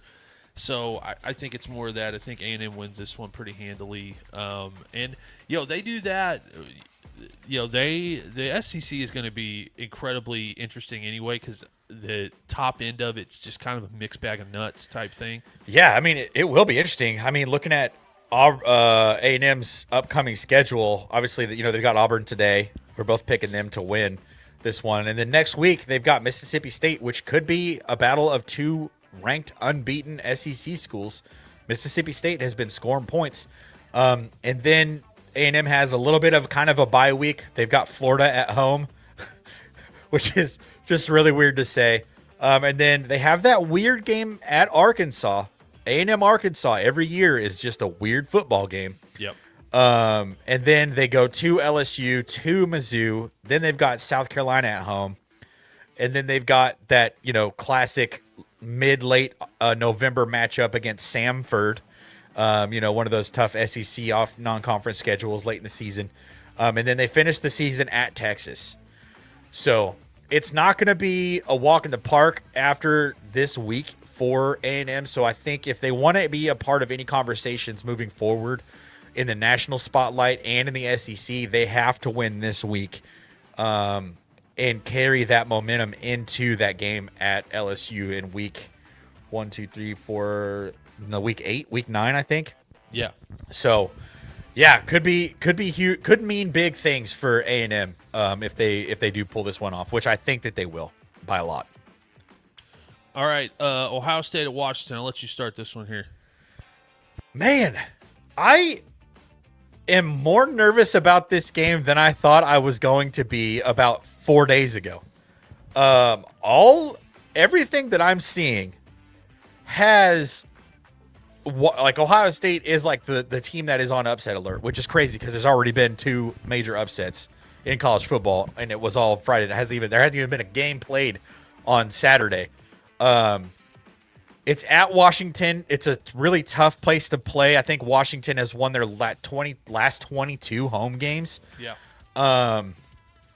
But like it's only 75,000 in that crowd, and it's a wide open stadium. So Ohio State has handled business at Happy Valley. They have handled business at the Big House, and those stadiums are massive compared to what Washington is offering. So, but again, man, Washington's quarterback is spectacular.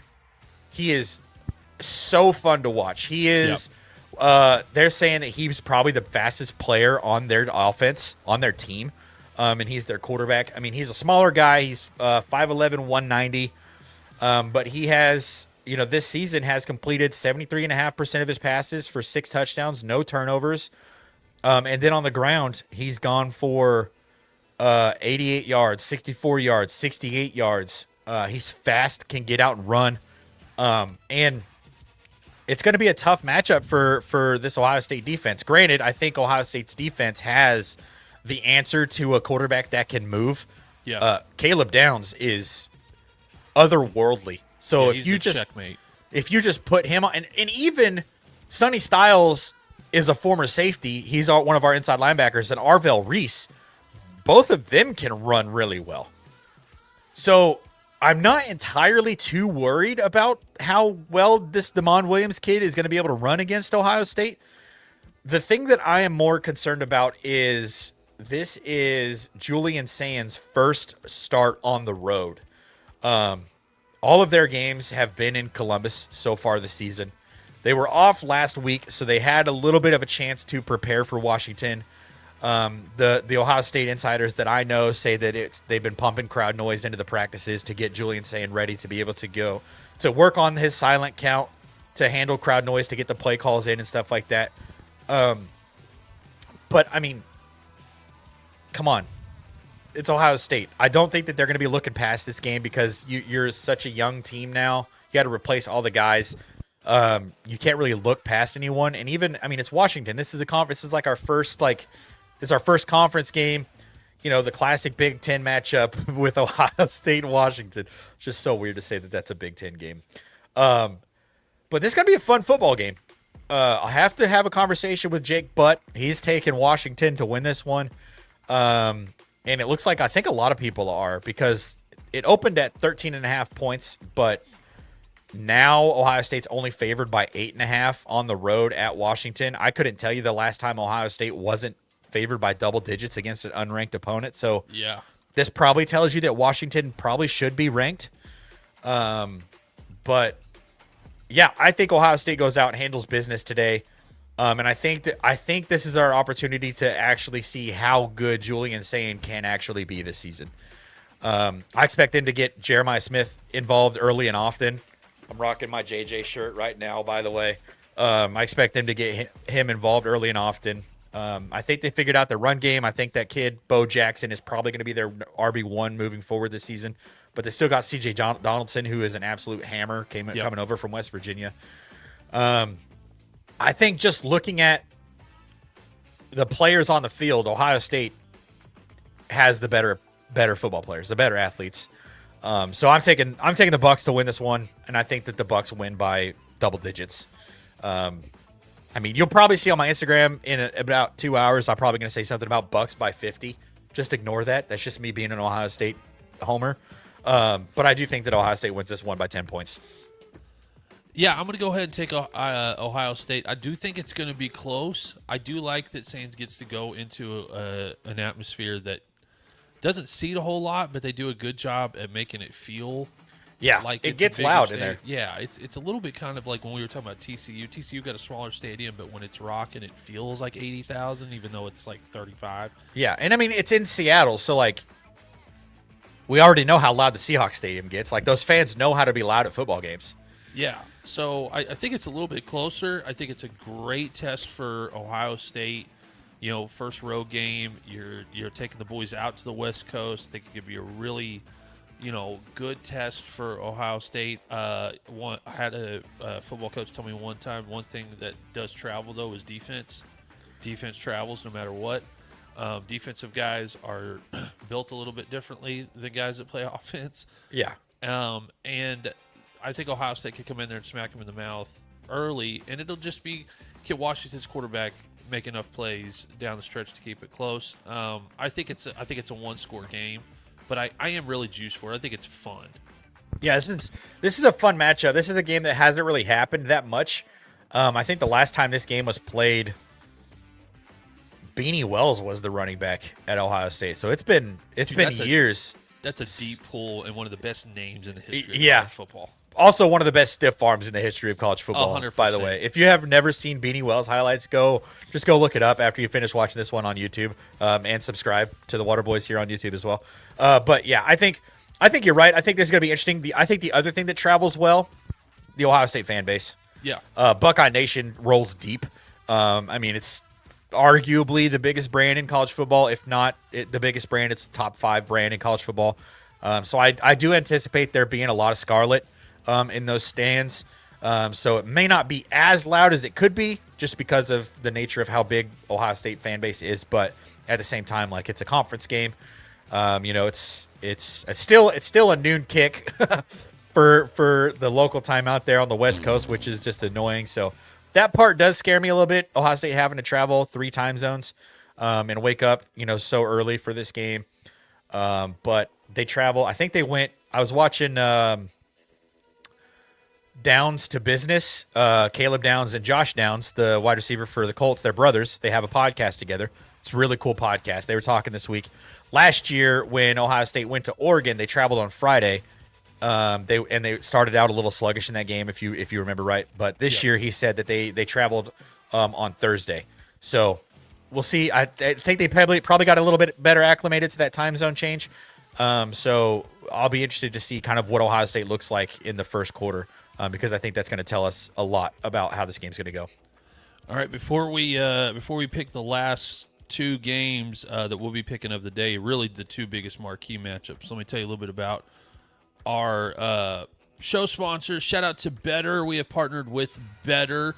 So listen, if you're gonna make some plays this week, do it in an app that's a whole lot easier. Better is the first real micro play app. So instead of waiting for the whole game, you can lock in a play on every drive, every pitch, every moment. It's super simple. It's really, really easy to do. And new users get special picks and promos to try it out. So it's low risk, high fun. In fact, right there is the promo. If you download the Better app and use code WASHED on the Better app, you get free $10 and up to $200 in bonus on your first deposit. So they're going to match your opening deposit up to $200 and you get bonus play on it. Why wouldn't you do that? I mean, why not? Listen, if you're a college football nut free like money. We are, it's free money. NFL nut, free money. So use it. Download the Better app and use code WASHED. All right, 2 biggest games of the day. Hey, we've got a special guest able to pop up on the show. Our third member of the Waterboys, Steve, live and in color. What's up, boys? You guys landed safe. That's great to see. I'm hoping to get washed later when I get to the hotel. You like that plane gunk?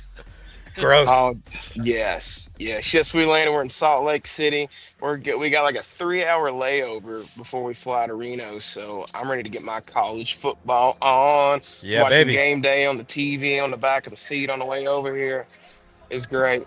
Love it. It's great.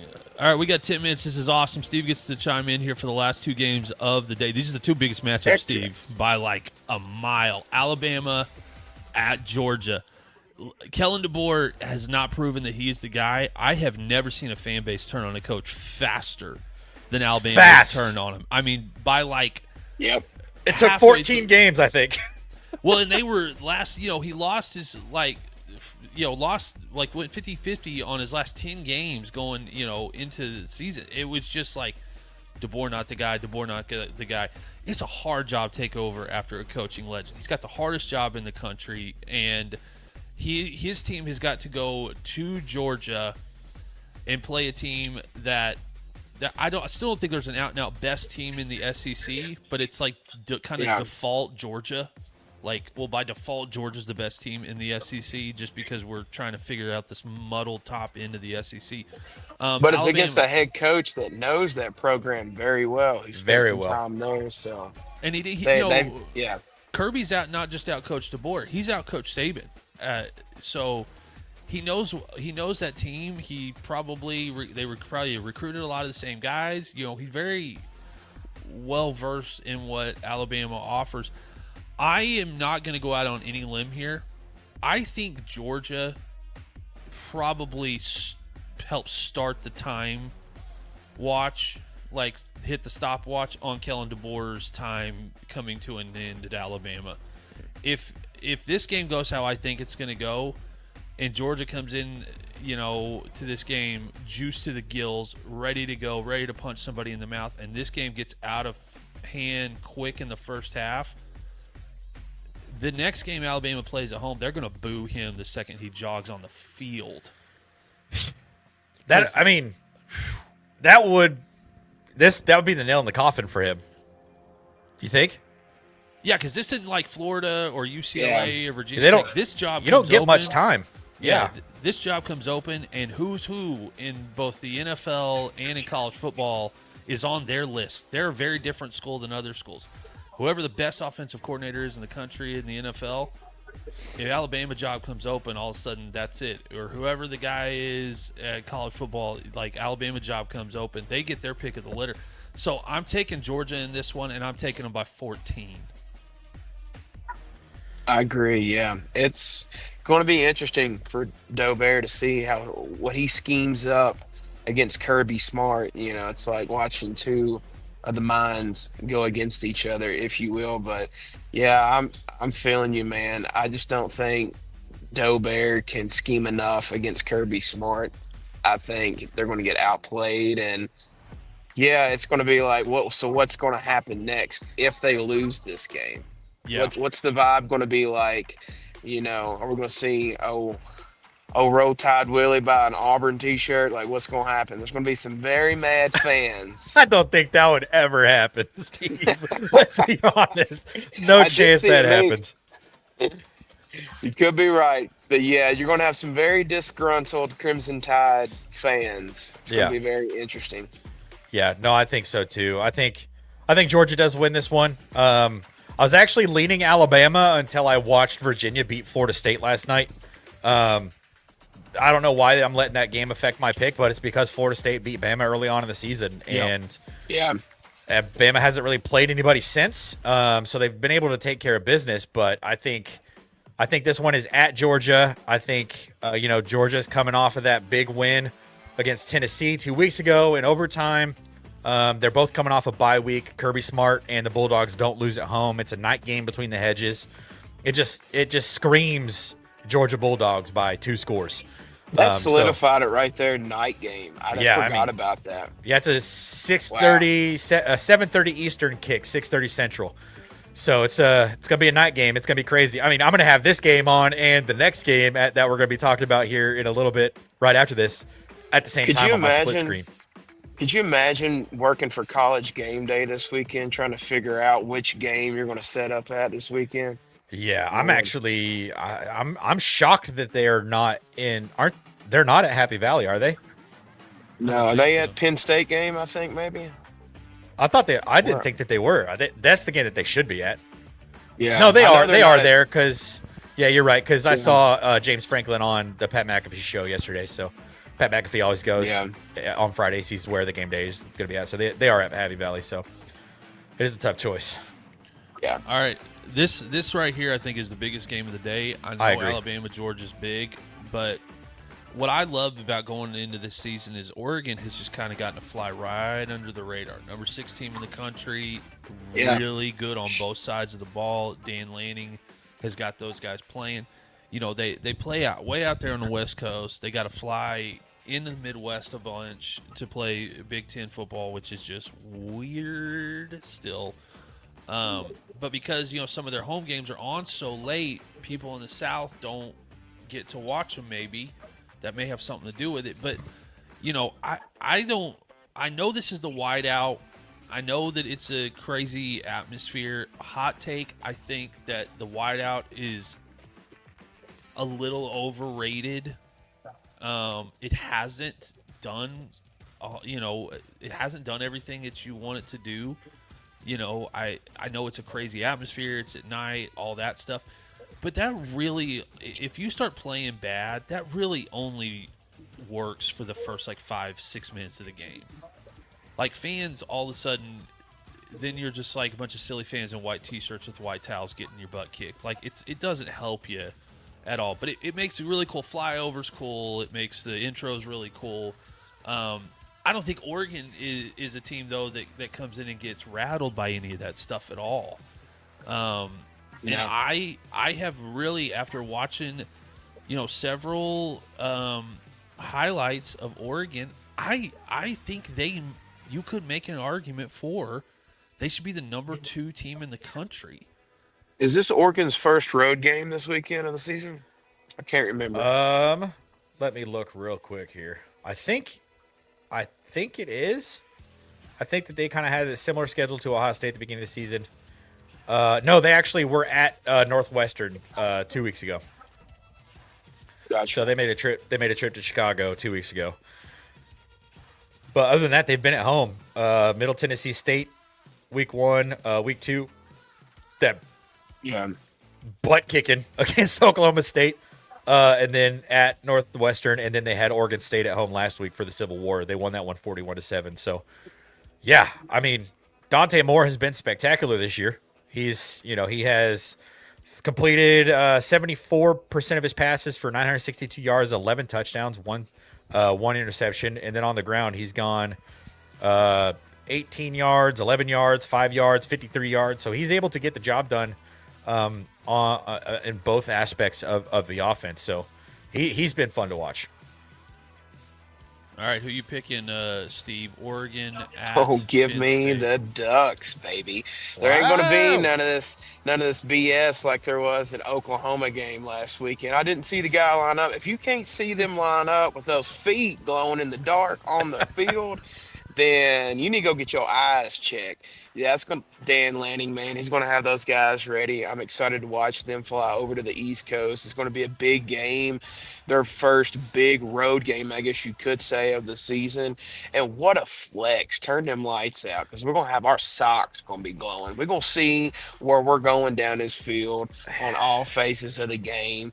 Give me the Ducks. I don't care what the spread is, what the total is, what's on the money line. I'm taking all 3 of them. Give me them Ducks, baby. I like it. I think, Penn State's favored by 3.5. You can get the Ducks right now for plus 150. So if you want to throw some down on that one, go ahead and take that. So here's where I'm looking at this game. Drew Aller. Everybody says that he's going to be a first-round quarterback. I haven't seen it yet this season. I mean, he's been playing for a minute now. He's got some experience under his belt. They're at Penn State. From Heisman boards, though. He very much has because it's just boring to watch. They're at Penn State. Crazy environment to play against. It's the whiteout game. It's a night game at Penn State. Everybody's going to be paying attention to this game. It's going to be one of the biggest games, but here's the issue. Oregon is number 6 in the country. James Franklin is 16-36 against ranked opponents in his time at Vanderbilt, where he was 1-8 against ranked opponents, and so far at Penn State, he is 15-28 against ranked opponents. But it gets worse. It gets worse. Versus top 10 teams, James Franklin is 4-20.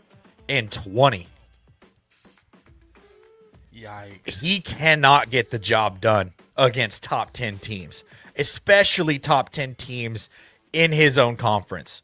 He has spent years of his life getting bullied by Ohio State, by Michigan, and now Oregon has entered the chat. Oregon is a member of the Big Ten. They are the new older brother to Penn State. Penn State has moved down a peg to that number 4 spot, and Oregon is very much a real threat again. I mean, they were just the number 1 team in the country last year. Yep. For the whole season, really. Until they played in the Rose Bowl. I don't want to bring that up or anything, but that was a fun game to watch. Ohio State goes up 34-0 at one point in the second quarter. But Oregon is a force to be reckoned with this season. That offense is crazy. I think Penn State is going to be able to get the ball moving on the ground against this team. I think Oregon's rush defense is going to struggle a little bit against this Penn State running attack. But at the end of the day, I think Big Game James is just going to let another one go. I was leaning towards Penn State, and then I saw those glow-in-the-dark uniforms, and I'm just like, dang, give me the Ducks. Quack, quack, mother ducka. It's going to be the Oregon Ducks winning this football game. I think they win a close one, though. Yeah. I'm picking them by a touchdown, but, I hope it's a good game. I don't, you get fans out there for all that, and they're, you spend all that time, you put on white that you're going to trash between the beer and the snacks and the tailgate food just to go out there. Nacho cheese just everywhere. Yeah, you don't want these guys And walking I'll say home. this, too. If anybody from Oregon or Nike watches the Waterboys College Football Show, we'll gladly take some free Oregon cleats or glow-in-the-dark socks. Just putting that out there. We'll do the Hook show. us up. Give me the glow-in-the-dark socks any day of the week. 100%. Yeah. All right, well, that's our games. One more time, shout out to Better, our guys at Better for making this show possible. Download the Better app right now. Use code WASHED. Get free $10 and up to $200 in bonus on your first deposit. And also make sure that you like and subscribe right here on the Waterboys College Football. You can catch the Waterboys College Football Show. We upload a video just about every single day. Plus, we do the pregame show 8 to 10 a.m. Central every single college football Saturday. All right, boys. Big game, big week game. of games, a huge weekend of games. I'm glad I had a 3:30 a.m. lobby call so I could jump on with you guys. Yes, sir. We've been waiting for Steve to get on the pregame show, baby. I'm hoping. I had no choice but to be up early. If there are any highway patrolmen watching from the states of Kansas or Oklahoma, I promise I'm only going to watch one game in the car on my way back home to get home to my wife, who I miss terribly. And then I'm parking myself in front of the TV and going to get 4 games going upstairs, 4 games going downstairs because it's a packed day of college football. Man, week 5. Heck yeah. Unbelievable. So It's much great. fun. So good. All right, boys, thanks so much for hanging out with us today. If you haven't yet, make sure that you like, subscribe here, and follow us on all of our social medias. Got a video trending right now on YouTube about the Auburn controversy. Love for people to go weigh in on that. The comment section's gotten crazy on that video. It has. What in the world, man? Everybody's calmed down. Yeah, it's Half the wild. people that commented have even watched the video. Yeah, It's hilarious. I don't know. It's like they just saw Auburn. Oklahoma. They see the question in the title and they're like, no, they didn't get robbed. So It's funny. so good. I love my Oklahoma fans, man. Nothing funner than rage bait my own fan base.